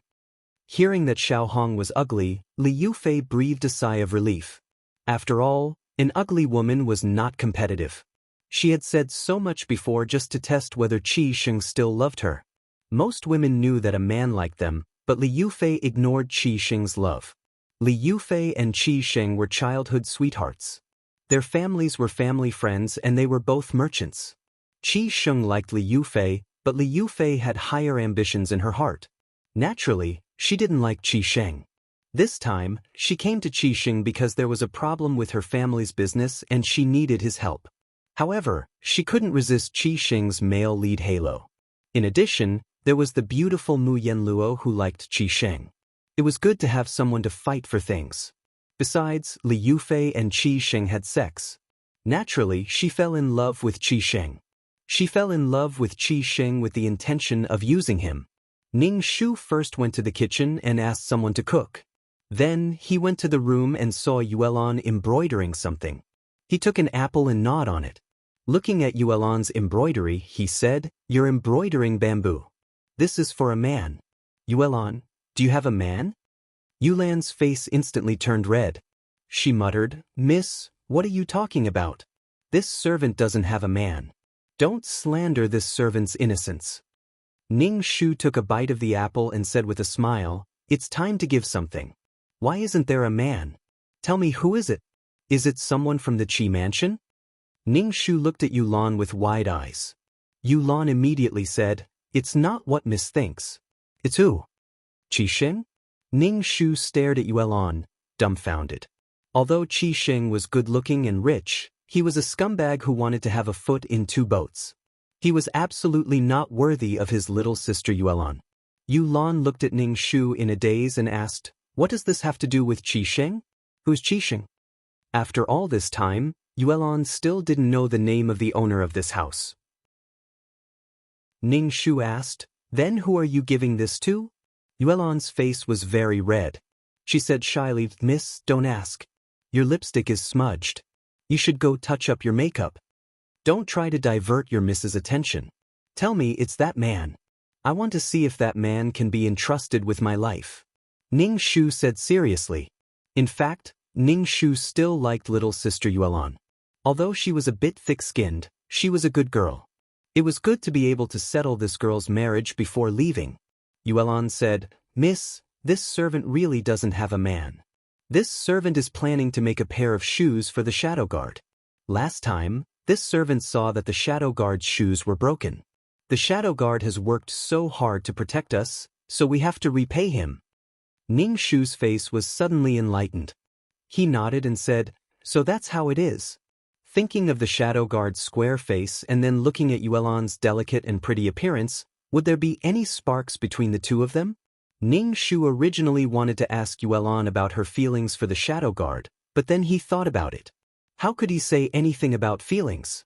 Ning Shu applied lipstick in front of the mirror and then went to serve Qi Sheng and Li Yufei. When they arrived at the living room, Qi Sheng and Li Yufei were already eating. Ning Shu hurriedly said, "Young master, why didn't you call this servant to serve you the meal? Miss Yufei, this servant will serve you the dishes." Li Yufei's face was a little ugly, but she endured it. Ning Shu smiled reluctantly and said, "Xiao Hong, there's no need. I can do it myself. You can serve your young master." Ning Shu immediately said to Qi Sheng, "Then, young master, this servant will serve you." Qi Sheng frowned and covered his nose with his hand. Ning Shu said gently, "There's no need. You can also go and eat. Yufei and I don't need you to serve us." Ning Shu naturally knew that these two people despised her. Disgusting to death. People usually couldn't smell their own bodies, so Ning Shu didn't think that she smelled that bad. However, seeing these two people trying their best to hold it in, but not wanting to say it out loud, it was really refreshing. Qi Sheng and Li Yufei were the same kind of people. They were more hypocritical. They looked one way on the surface, but their hearts were different. Now, one was beautiful and gentle, and the other was gentle and amiable. They disliked her so much in their hearts. How can this be? This servant is the young master's personal maid. Naturally, I have to serve the young master. Ning Shu picked up the chopsticks and picked up a piece of chicken. However, he didn't hold it firmly. The chicken fell into the chicken soup. The soup splashed and splashed on Li Yufei. Li Yufei jumped up from the chair with a cry. Then she realized that her actions were not gentle. She bit her lips tightly, looking a little wronged. She looked at Qi Sheng with a pair of watery eyes. Qi Sheng also frowned. Ning Shu's face showed panic and apology. He quickly took out a handkerchief with the scent of flowers mixed with the smell of feet and wiped the oil stains on Li Yufei's body. Li Yufei was about to vomit because of this strange smell. She pushed Ning Shu away and said to Qi Sheng with grievance, "Brother Sheng, do you not welcome Yufei? Is that why you let your personal maid do this?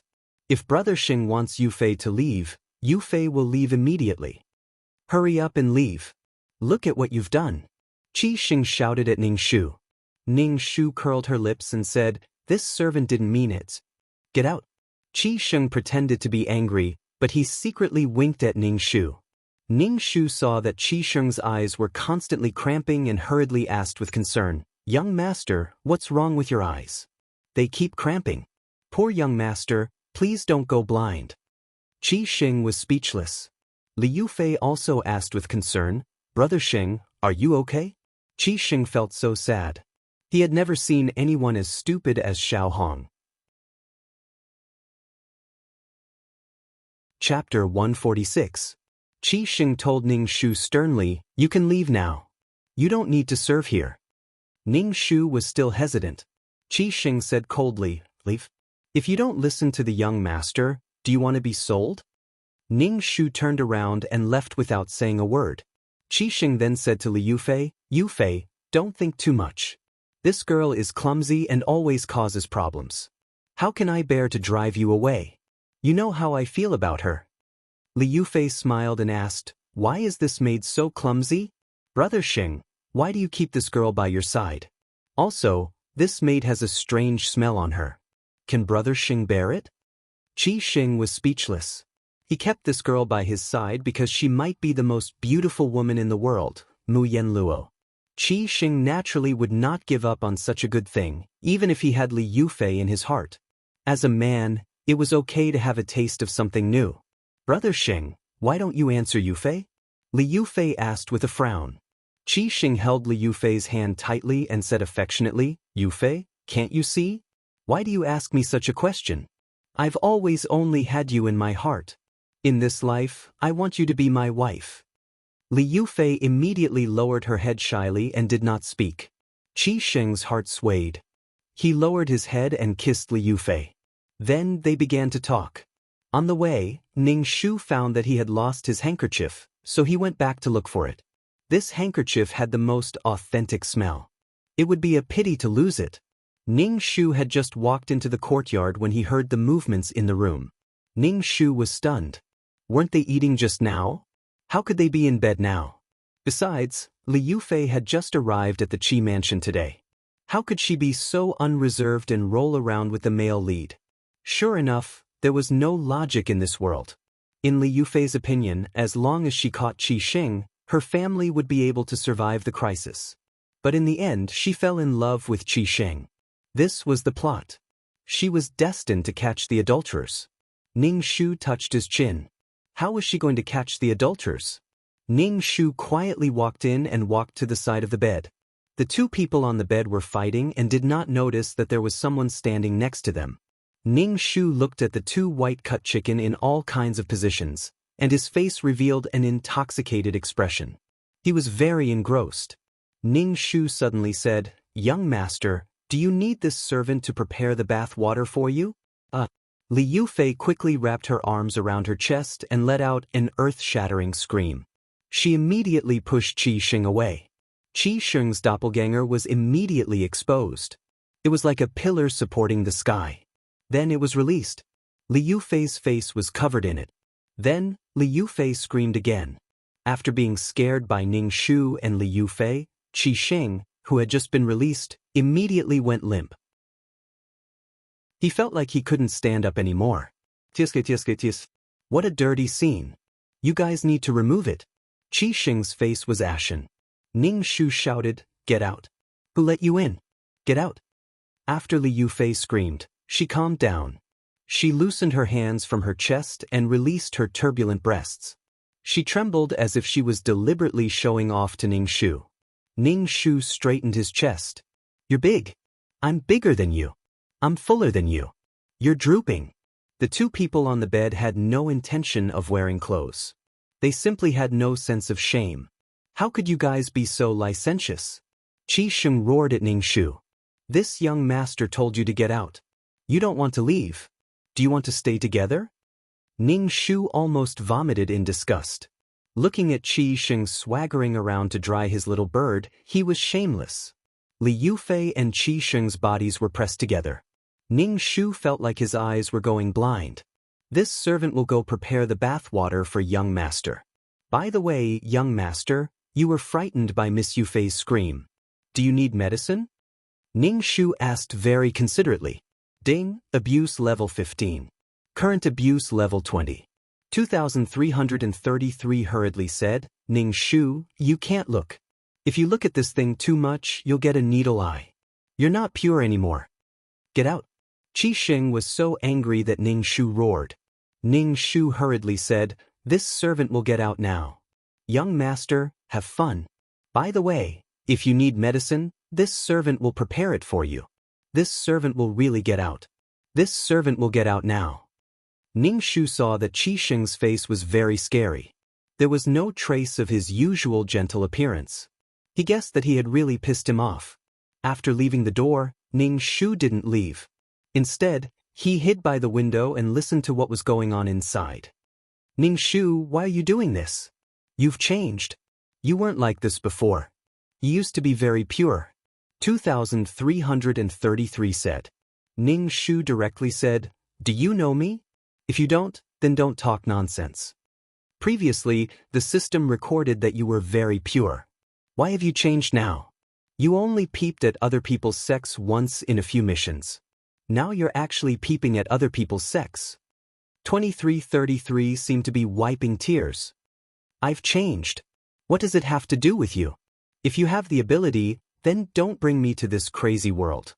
Ning Shu's forehead was full of black lines. "Now you're blaming me for being impure?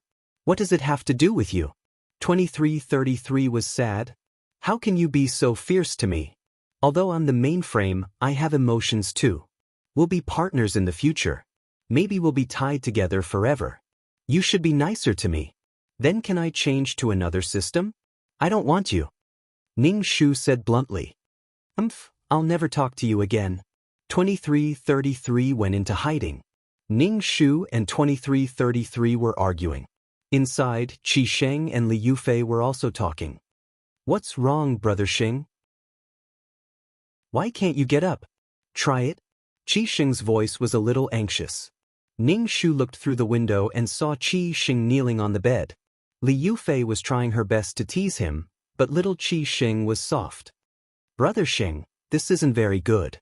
Yufei has never tried it before," Li Yufei said very shyly. However, Qi Xing's expression was very bad. He directly pressed Li Yufei's head down and pressed her under him. Then, the scene was very dirty. Ning Shu rubbed his eyes and continued to watch. But unfortunately, after Li Yufei's efforts, little Qi Sheng still didn't get up. Ning Shu thought silently. Could it be that he was so scared that he became impotent? Amitabha. How many women would not fall into his evil hands? His little brother didn't feel anything, which made Qi Sheng angry and scared. He pushed Li Yufei in front of him away. Li Yufei was stunned and called out sadly, "Brother Sheng?" Ning Shu saw that Qi Sheng's face was ashen, but he still wanted to comfort Li Yufei. Ning Shu felt very happy in his heart. "Yufei, I'm tired today," Qi Sheng said and kissed Li Yufei's head perfunctorily. Then he began to put on his clothes. Chapter 147. It seemed that the situation in the room would not continue. Little brother Qi Sheng was dying. Ning Shu saw that there was nothing else, so she quickly ran back to her room. She took out the whistle on her chest and blew it. Seeing Ning Shu blow the whistle, Yulan hurriedly put down her subordinate's shoe and asked, "Miss, did something happen?" Asked the shadow guard to come out. Of course, something happened. Now that Qi Sheng was dying, he would definitely come back to find her. Although Li Yufei was also involved, the main reason was still her. Now that she was courting death, Ning Shu came to the shadow guard for protection. "I'm the silly and sweet female lead. I need protection." After blowing the whistle for a while, the shadow guard jumped in from the window. She was dressed in black and had a mask on her face. "Miss, what's the matter?" the shadow guard asked. Ning Shu said, "I just want to see if you're around. My life is in danger recently. You must appear when I blow the whistle." The shadow guard looked at Ning Shu, paused and asked, "Miss, what did you do?" Ning Shu said very innocently, "I didn't do anything. There are always unruly people who want to harm your Mississippi. You have to be careful recently. Maybe someone wants to deal with your Mississippi. You must protect your Mississippi," Ning Shu's shadow guard said. The shadow guard's eyes were filled with disdain as she said, "I know. By the way, Yuelan made a pair of shoes for you," Ning Shu's shadow guard said. The shadow guard immediately looked at Yuelan. Yuelan's face immediately turned red. She stomped her feet and said to Ning Shu, "Miss, how can you say it so quickly? Why can't I say it?" Ning Shu looked at Yuelan. The shadow guard thanked Yuelan and jumped out of the window. Ning Shu said, "If I say it, you won't be able to give the shadow guard a surprise." Yuelan looked at Ning Shu and pursed her lips. She was about to cry. "You're making this servant embarrassed?" Ning Shu said, "Oh, you won't be embarrassed if you secretly give the shoes to the shadow guard." Ning Shu admitted that he did it on purpose. "Miss, why are you like this? You've changed. You weren't like this before." Yulan looked sadly at Ning Shu. "Damn it. Today, all of them told her that you've changed. It's fine. If you really can't make 2 pairs, you'll be pleasantly surprised.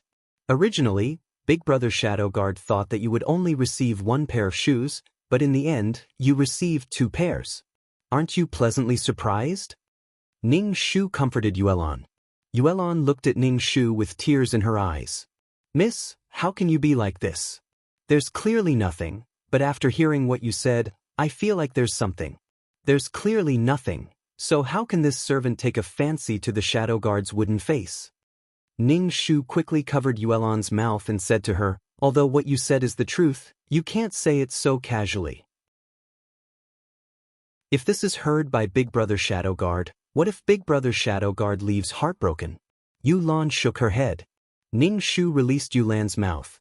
Yulan said, "This servant thinks that Hidden Guard Gidge is a good person."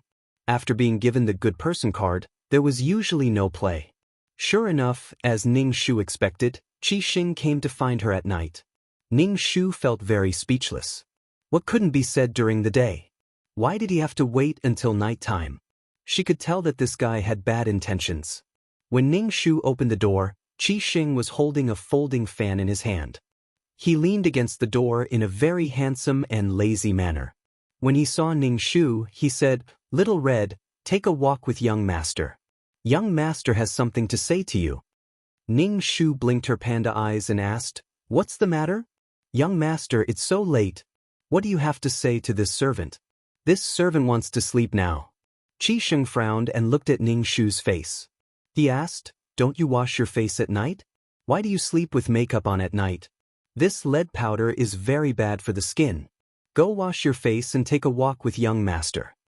Ning Shu touched her face shyly and said, this servant likes this makeup. Even if I sleep, I don't want to wash my face. Qi Sheng's eyes flashed with anger, but he quickly suppressed it. Ning Shu said gently, it's okay. Take a walk with young master. Ning Shu followed behind Qi Sheng. Qi Sheng walked very slowly in front of him. His posture was very elegant and lazy. Under the bright moonlight he was like a person in a painting. Qi Sheng did not speak, and neither did Ning Shu. When they reached the pavilion, Qi Sheng sat on the stone bench and did not speak.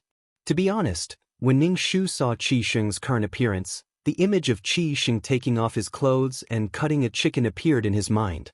The koi fish swam in the pool under the pavilion, making a little noise from time to time. It was like a ghost, making Ning Shu's hair stand on end. He felt that the surroundings were a little gloomy. Young master, the moon tonight is really big and round. Ning Shu broke the silence. Qi Sheng looked at Ning Shu. Under the cold moonlight, her face was very pale. Her eyes were dark, and her lips were red. She looked like a ghost.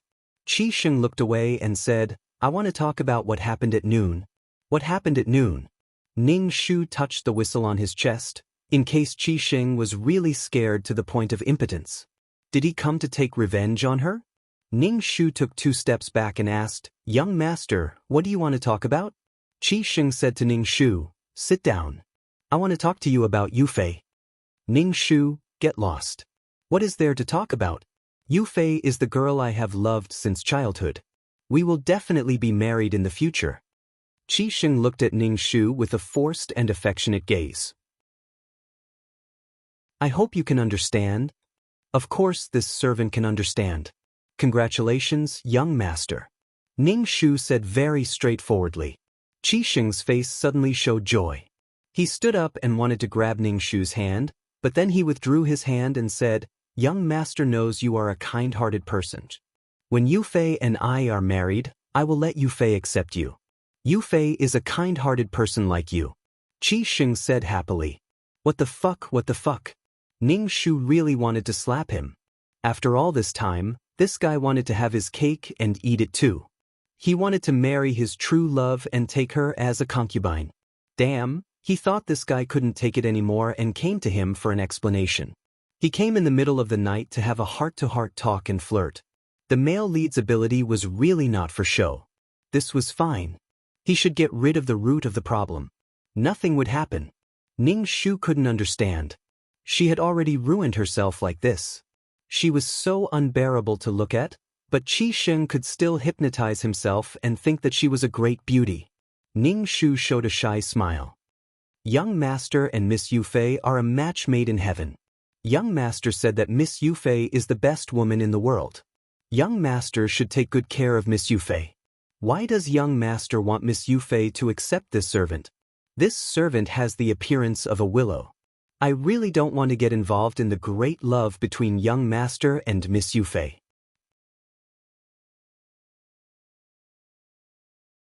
Chapter 148.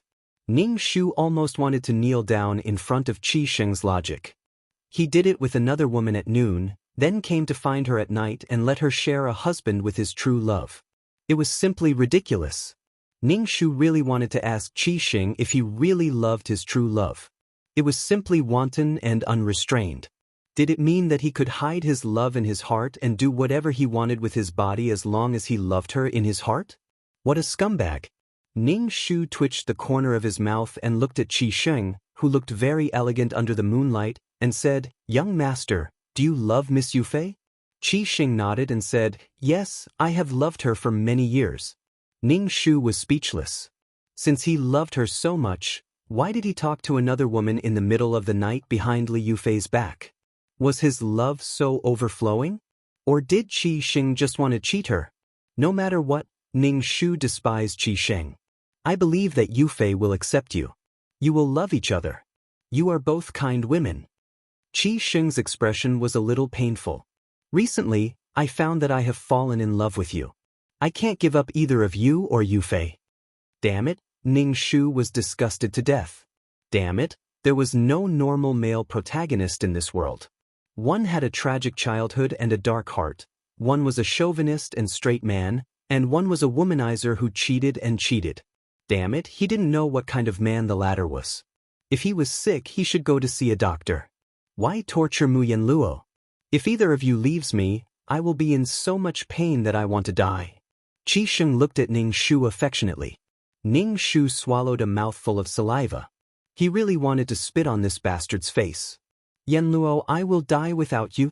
Qi Sheng hardened his heart and grabbed Ning Shu's hand. His expression suddenly changed, but he still firmly grabbed Ning Shu's hand. Then go to hell. Ning Shu withdrew her hand and shyly lowered her head. This servant is very ugly and is not worthy of young master. No, I know you're doing this to protect yourself. I once went to the capital to see you. I only saw you from afar and knew that you were a peerless beauty.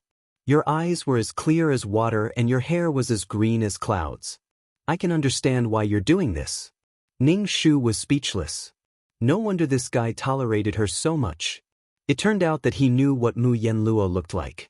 Ning Shu blinked his dark and misty eyes, completely different from what Qi Sheng had described. Ning Shu shook his head and said, Young master, my name is Xiao Hong, not Mu Yanluo. Young master, have you lost your mind? Take your medicine.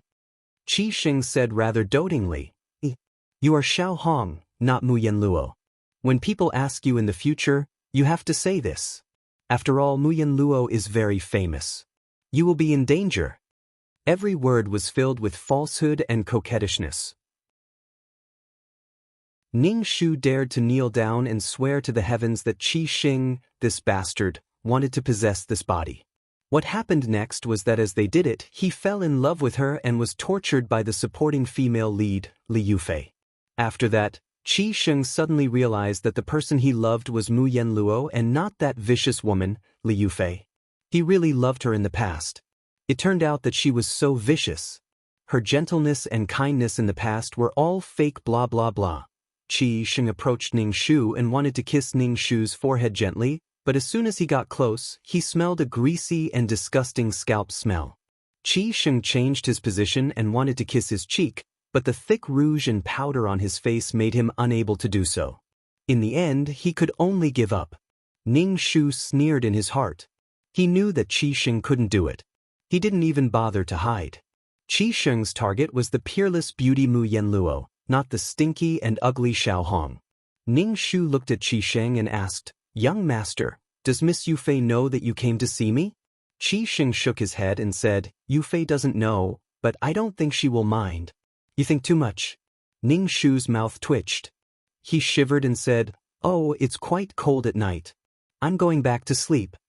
As soon as Ning Shu turned around, Qi Sheng grabbed his hand.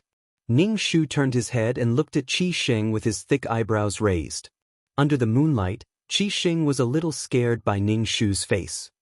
He showed a gentle smile and said, Cover yourself well at night. Don't catch a cold. Big brother, what are you talking about? It's summer now. You should say don't get bitten by mosquitoes. That's too perfunctory. Ning Shu nodded and said with a serious face, I know. Young master, you must also cover yourself with a quilt. Ning Shu waved his sleeves and left without the slightest reluctance. Then, under Qi Sheng's gaze, he ran away like a wisp of smoke. Back in the room, Yuelon immediately checked Ning Shu from head to toe and asked, Miss, are you okay? I'm fine. How can something happen to your miss? Ning Shu waved her hand. Yuelon was a little worried. She looked at Ning Shu and said, Miss, let's leave here. I feel that young master has bad intentions towards you. It was the same in the Prime Minister's residence. It's still the same in a different place.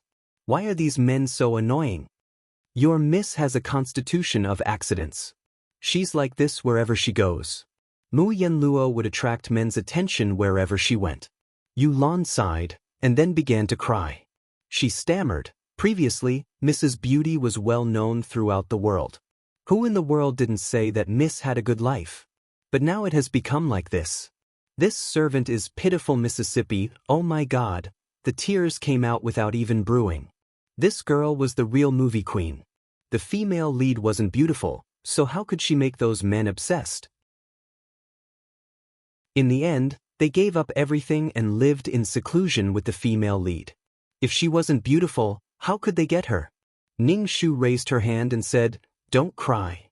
Although your miss is ugly now, she still has breasts." Yuelan was speechless. Qi Sheng thought that he had made it clear to Ning Shu that night. It seemed that Ning Shu had also agreed to his proposal. So, the next day, he looked at Ning Shu with ambiguous and teasing eyes. Li Yufei saw Qi Sheng's eyes and suddenly felt a sense of crisis in her heart. She and Qi Sheng had already done the deed of husband and wife. Qi Sheng was especially charming in bed. Li Yufei's heart was moved. Li Yufei was still using Qi Sheng's feelings to save her family's business. But now, Li Yufei really fell in love with Qi Sheng. Not only did the female lead have the ability to make the male lead fall in love with the female lead after having sex, but the male lead also had this ability. Moreover, it was very lethal to the female supporting characters and female cannon fodder. Usually, these female supporting characters and female cannon fodder would be jealous of the male lead's infatuation with the female lead. Then, they would do something vicious to hurt the female lead. Therefore, when Ning Shu felt two pairs of eyes staring at her, she suddenly had the urge to pour the hot soup on these two people. Chapter 149. Ning Shu was speechless. Now that she had ruined herself to this extent, she still attracted Li Yufei's hatred. Now, Li Yufei's gaze was especially sharp and vigilant. It was as if she was examining her, as if she wanted to see through her. Ning Shu put the hot soup on the table and smiled like an idiot. She said to Qi Sheng and Li Yufei, "Young master, Miss Yufei, the soup is here." Qi Sheng said, "There's no need to serve here. You can leave." Li Yufei also said gently, "Xiao Hong, you can leave. Come to my room later. Your makeup is really not exquisite enough. I'll teach you other techniques later." Ning Shu was speechless. Li Yufei probably wanted to know her true appearance. Qi Sheng's eyes lit up and he said, "You should get closer and let Yufei teach you makeup." Ning Shu didn't pay attention to the two of them at all. Since she didn't want anyone to serve her, she immediately left. Ning Shu returned to the room and saw Yuelan eating. Ning Shu suddenly thought of something. What did brother's secret guard eat? Ning Shu asked Yuelan, "Has your hidden guard brother eaten yet?" Yuelan put down her chopsticks and pouted. Ning Shu said, "He's not my brother. The secret guard has already eaten. This servant makes an extra portion every time I eat. By the time Miss remembers, the secret guard has already starved to death." "Oh, it's Mrs. Fault. Fortunately, Yuelan, this little cutie, thinks about the secret guard. Otherwise, the secret guard would really starve to death." Ning Shu patted Yuelan's shoulder and said, "In the future, when Miss is not here, you and your brother's secret guard can support each other." Yuelan quickly said, "How can Miss not be here? This servant must be by Mrs. side. This servant is Mrs. Person in life and will be Mrs. Ghost in death." But Ning Shu waved his hand. "Your Miss knows your intentions." Yuelan's eyes were watery again. "Miss, no matter where you go, you must take this servant with you." He felt that this girl's tears were like tap water. As soon as the tap was turned on, tears would flow out. "I'll definitely bring you along. Don't worry," Ning Shu said. "You're little red. My young miss wants to see you." A maid walked in and saw Ning Shu's face. Her eyes flashed with disdain. "Hurry up, my miss wants to see you. Hurry up, and young Master Qi Sheng is also waiting. You'd better hurry up and not let the masters wait for too long." It seemed that Li Yufei wanted her to wash her face clean. "Hurry up, what are you dawdling for?" The young maidservant snapped at Ning Shu. Ning Shu pursed her lips and followed the maidservant to Li Yufei's courtyard. She walked into the room and saw that the previous colorful dress had been removed. Now, all the decorations were expensive and elegant. It was completely different from the vulgar style she used to wear. Qi Sheng was sitting in the hall. When he saw Ning Shu, he quickly said to Ning Shu, "You really should change your image." Li Yufei also said, Go take a shower first? Li Yufei wanted to wash away the strange smell on her body, but with Qi Xing next to her, she naturally couldn't say that. Ning Shu didn't want to expose her face at all. She didn't want to be disfigured by Li Yufei. It was very painful to be cut by a knife on the face. A woman's jealousy was really terrible. The hot water is ready. Go take a shower. After that, I'll teach you how to put on makeup. Li Yufei saw that Ning Shu didn't move and said another sentence. Ning Shu sat on the ground with a plop, startling Qi Xing and Li Yufei. Li Yufei quickly said, "Little Red, what are you doing? Get up quickly. The ground is cold." Qi Xing said, "If you have anything to say, we can all make decisions for you." Ning Shu cried and said, "Miss Yufei, please don't let me remove my makeup. Otherwise, I really can't see anyone." "Why is that?" Li Yufei asked in surprise. "I'm actually very ugly. The right side of my face has a black birthmark. That's why I put a thick layer of powder on my face to cover it." As Ning Shu spoke, she wiped off the powder on her face with her sleeve and then revealed the dark skin under the foundation. It was really dark and looked very disgusting. Qi Xing was stunned for a moment and asked, "Why do you have a birthmark? Your birthmark is fake, right? It's fake, isn't it?" When Ning Shu saw Qi Xing's disillusioned and nauseous look, she spat in her heart. Qi Xing slammed the folding fan on the table and then clenched it tightly in his hand. Blue veins appeared on the back of his hand and his face was ferocious for a moment. He turned to Li Yufei and said, "I have something to do. I'll leave first. You guys go ahead." Then he left without looking back. Li Yufei looked at Ning Shu's dark half-face and smiled more gently. She said, "Since you're like this, I won't force you. You can go." Then Ning Shu turned and left. On the way back, he met a livid Qi Xing.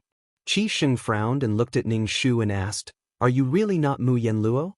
Ning Shu blinked her panda eyes and said, "Young master, when did I say that I'm Mu Yanluo? I've always emphasized that I'm Xiao Hong, which means small and red. I'm not Mu Yanluo." "Young master, you've always said that I'm Mu Yanluo. I've always denied it." Ning Shu stepped on Qi Xing's sore spot. Abuse points, 10. Current abuse points, 20.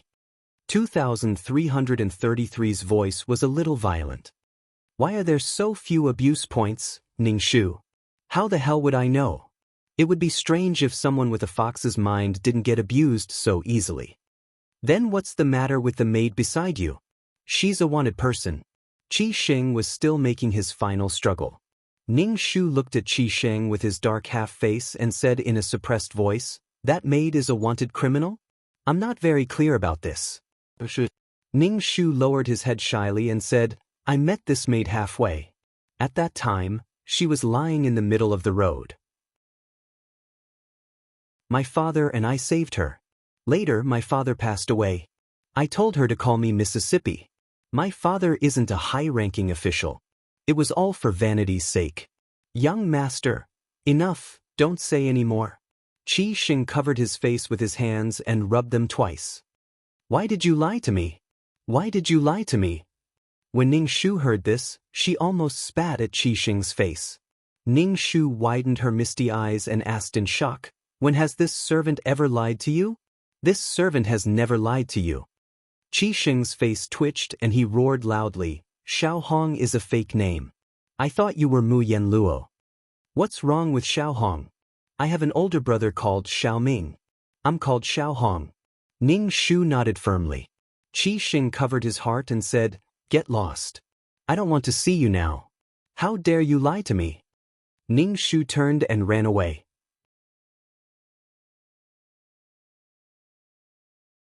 Chapter 150. Ever since Qi Xing found out that Ning Shu wasn't Mu Yanluo, her attitude towards Ning Shu had changed drastically. The tea she brewed was either too hot or too cold. She covered her nose and bluntly said that Ning Shu smelled very bad. She almost bluntly said, "You're so ugly, why don't you die?" However, she didn't directly drive Ning Shu away. She still let Ning Shu be her personal maidservant. She guessed that there was still some connection between the male and female leads. Ning Shu still had dark circles under her eyes and bright red lips every day, swaying in front of Qi Xing. Qi Xing's attitude towards her was very bad, But strangely, Li Yufei's attitude towards her was unprecedentedly good. It was so good that Ning Shu's hair stood on end. She didn't understand what was wrong with Li Yufei. Did she want to be good friends with her? Was it because she was ugly now that she could set off Li Yufei's peerless beauty? Come, Xiaohong, this pouch is for you. There are some pieces of silver in it. Go and buy some rouge and face powder. Li Yufei handed a pouch to Ning Shu. In the face of the female lead's charity, as a dignified female lead, she should righteously refuse and defend her dignity. Ning Shu quickly took the pouch and said with a smile, "Thank you, Miss Yufei." Ning Shu opened the pouch in front of Li Yufei. There were many pieces of silver in it. She opened her mouth wide and smiled brightly at Li Yufei. With a sneaky face, she said to Li Yufei, "Miss Yufei, is there anything I can do for you?" By medicine, by sex toys, Ning Shu felt that he could do it for her. Li Yufei took 2 steps back and covered her nose with a handkerchief. She said, "No, it's just that I see that your rouge and face powder are cheap. You can use this money to buy some good ones." Xiaohong, your brother Sheng's personal maidservant. Your appearance also represents brother Sheng's face. Even if you don't pay attention to your image, you still have to think about brother Sheng's face. Facing such humiliation from the supporting female lead, the female lead should be righteous and unyielding. You can insult my character, but you can't insult my dignity. Miss Yufei, although I, Xiaohong, am ugly, I still have my dignity. Ning Shu puffed up his chest and rubbed it against Li Yufei's chest. Although I'm ugly, my chest is bigger than yours.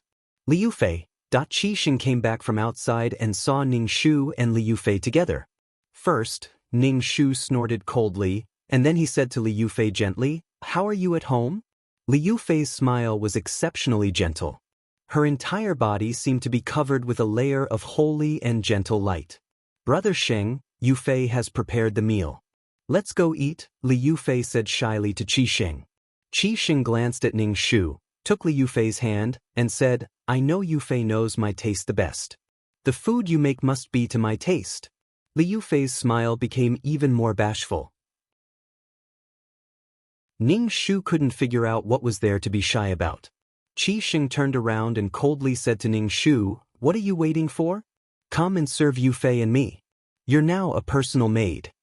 Ning Shu pursed his bloody mouth. Li Yufei hurriedly persuaded Qi Xing, "She's your personal maid. If there's anything she doesn't do well, just teach her more in the future." Qi Xing looked coldly at Ning Shu, and then said to Li Yufei, "You're the kindest person. Some people just don't change. If it weren't for the 20 taels of silver, I would have kicked her out long ago." Ning Shu, that she felt that Qi Xing was really awkward now. This bastard probably felt that she had cheated on his feelings. Nonsense. Qi Xing clearly wanted to cheat on her feelings, but now he was playing the blame game.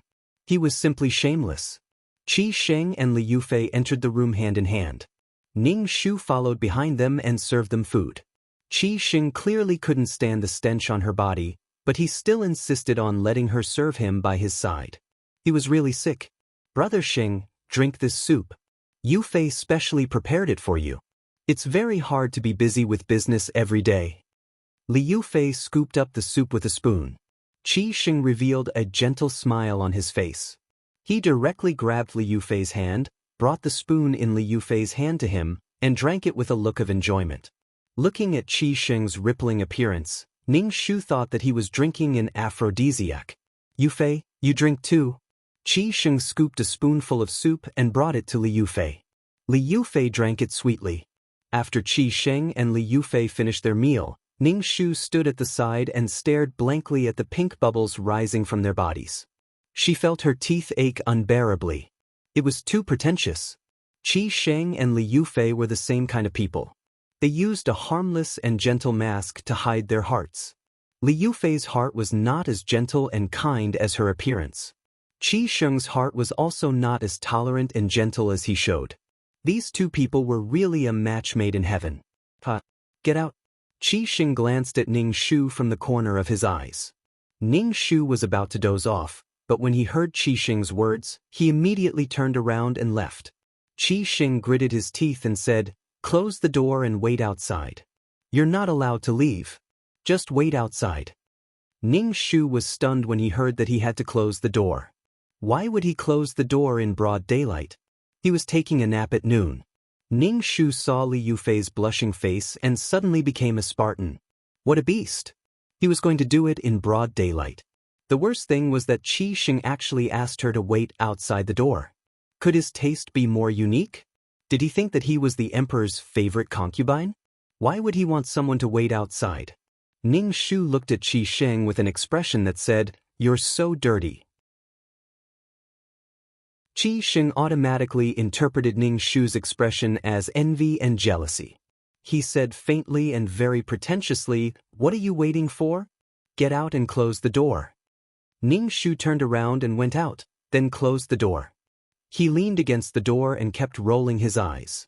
After a while, there were ambiguous sounds in the room. There were all kinds of flirtatious sounds that made people blush. There was also the squeaking sound of the bed shaking and Li Yufei's lingering and ambiguous moans. Tis.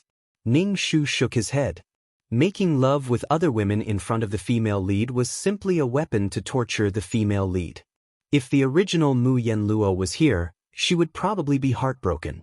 Ning Shu sat on the steps and dozed off with his head propped up on his hand, treating these sounds as a lullaby. Alas, this world has no moral integrity. Ning Shu was dozing off when he heard a roar. Xiao Hong. Ning Shu suddenly woke up and quickly stood up. He rubbed his eyes and looked at the livid Qi Xing. He asked, "You're done so soon?" Suddenly, Qi Xing's face became even more unsightly. He held the folding fan tightly in his hand and wished that he could beat Ning Shu to death with the folding fan. Ning Shu saw Qi Xing's livid face and instantly knew that he had said something wrong. He closed his mouth and didn't speak, but his eyes looked at the place 3 inches below Qi Xing's navel. Could it be that he was really scared?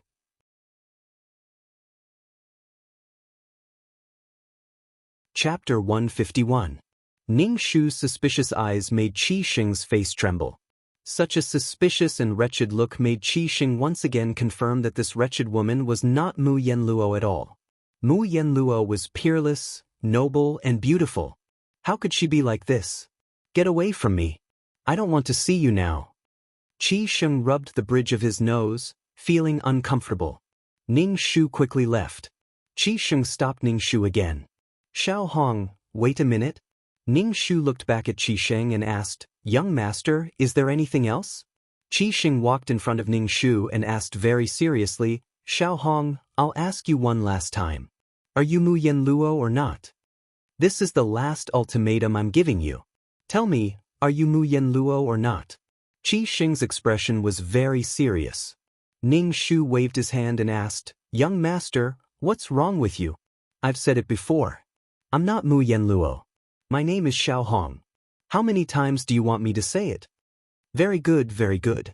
Do you feel happy to tease me again and again?" Qi Xing's face was livid. "From now on, you're no longer my personal maid. You'll be a servant of the Qi family." Qi Xing turned around and left after saying that.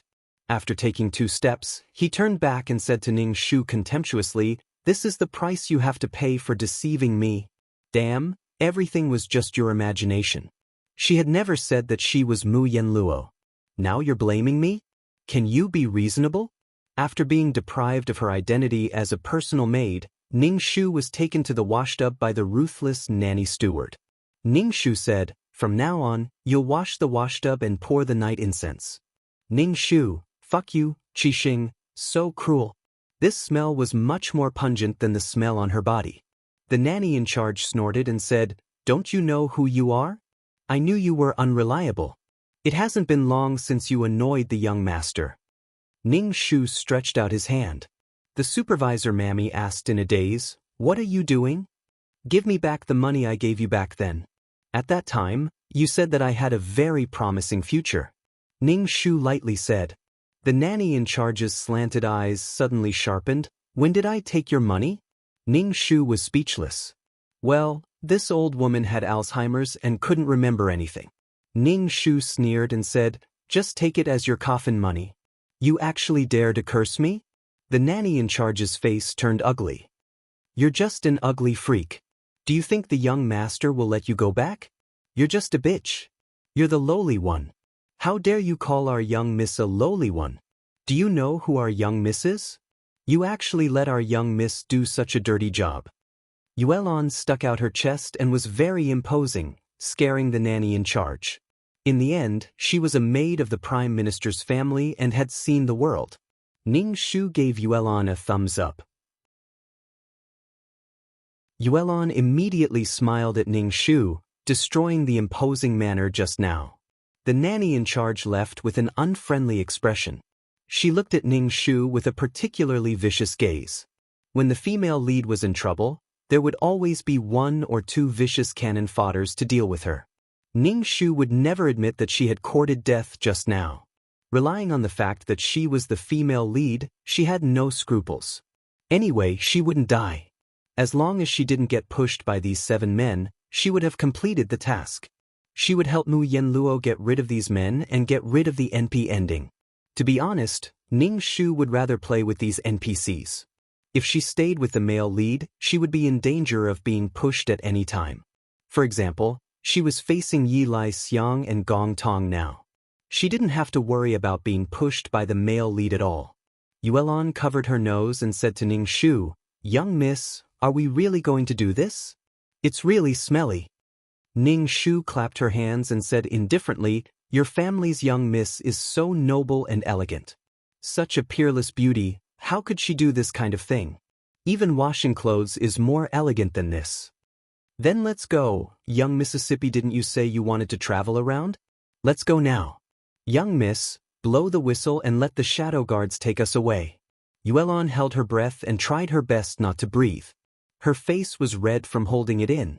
Ning Shu looked at the sky at a 45-degree angle with a sad and beautiful face. Don't even mention how sinful she was. Your family's young miss still has things to do. She will leave soon, Ning Shu said in a rough voice. Yuelon was speechless. This servant doesn't understand what young miss wants to do. Yuelon nodded firmly. Wherever young miss goes, this servant will follow. Ning Shu's tears fell. This smell is too strong. The smell of urea fertilizer was very strong. That's right. Yuelon also wiped her tears. "Little Red, our young miss is looking for you." A servant girl shouted at Ning Shu from afar. Ning Shu saw that the servant girl was one of Li Yufei's people. All kinds of conspiracy theories appeared in Ning Shu's mind. For example, Li Yufei saw that she was tired of Qi Sheng and wanted to find all kinds of reasons to torture her. Disfigure her. "Little Red, come here quickly." The servant girl saw that Ning Shu didn't move and didn't dare to come over. She shouted at Ning Shu in a flustered and exasperated manner. Ning Shu walked over, carrying a strong smell. The servant girl almost vomited. She hurriedly said, "Young miss is looking for you," and ran away. Ning Shu couldn't figure out why Li Yufei was looking for her. Ning Shu didn't even wash up before heading to Li Yufei's courtyard. Ever since she came to the Qi residence, Ning Shu found that her body was full of all kinds of smells. Now, with the addition of the smell of the 5 grains, it was even more disgusting. As soon as Ning Shu walked into the room, Li Yufei immediately covered her nose. Ning Shu shouted, "What's that smell? Go wash up first. I have something to tell you. After you wash up, put on some powder," Li Yufei said with a frown. Ning Shu became more and more puzzled. What was this girl trying to do? Could it be that Li Yufei wanted to be good friends with her? That was impossible. The female lead had a halo that would make other women jealous. It would make people inexplicably unhappy with the female lead and then cause trouble for the female lead. She, the cannon fodder, became the female lead. Did this halo disappear? This didn't make sense. This wasn't fair. She was still the female lead. Ning Shu went back to wash up. Then, according to Li Yufei's request, she put some powder on her body and poured out an entire box.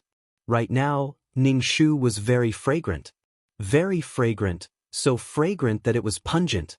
Ning Shu entered the room with a strong fragrance, causing Li Yufei to sneeze. She covered her nose and asked, "How much powder did you put on? Can't you smell it yourself?" "This servant can smell it. It's very fragrant." "Young Miss Yufei, smell it?" Ning Shu walked in front of Li Yufei and raised her arm to Li Yufei's nose. Liu Fei's face darkened as she took a step back. She said with an ugly expression, "Little Red, I called you here because I have something to ask you. You're tuning in to the Passion Pages YouTube channel. We're so grateful for your support, and don't forget to subscribe to join us on this incredible journey through captivating stories. Your generosity through donations truly makes a world of difference, as it's the primary source of revenue that allows me to expand and enhance this channel for you. Thank you from the bottom of my heart for being a part of this adventure.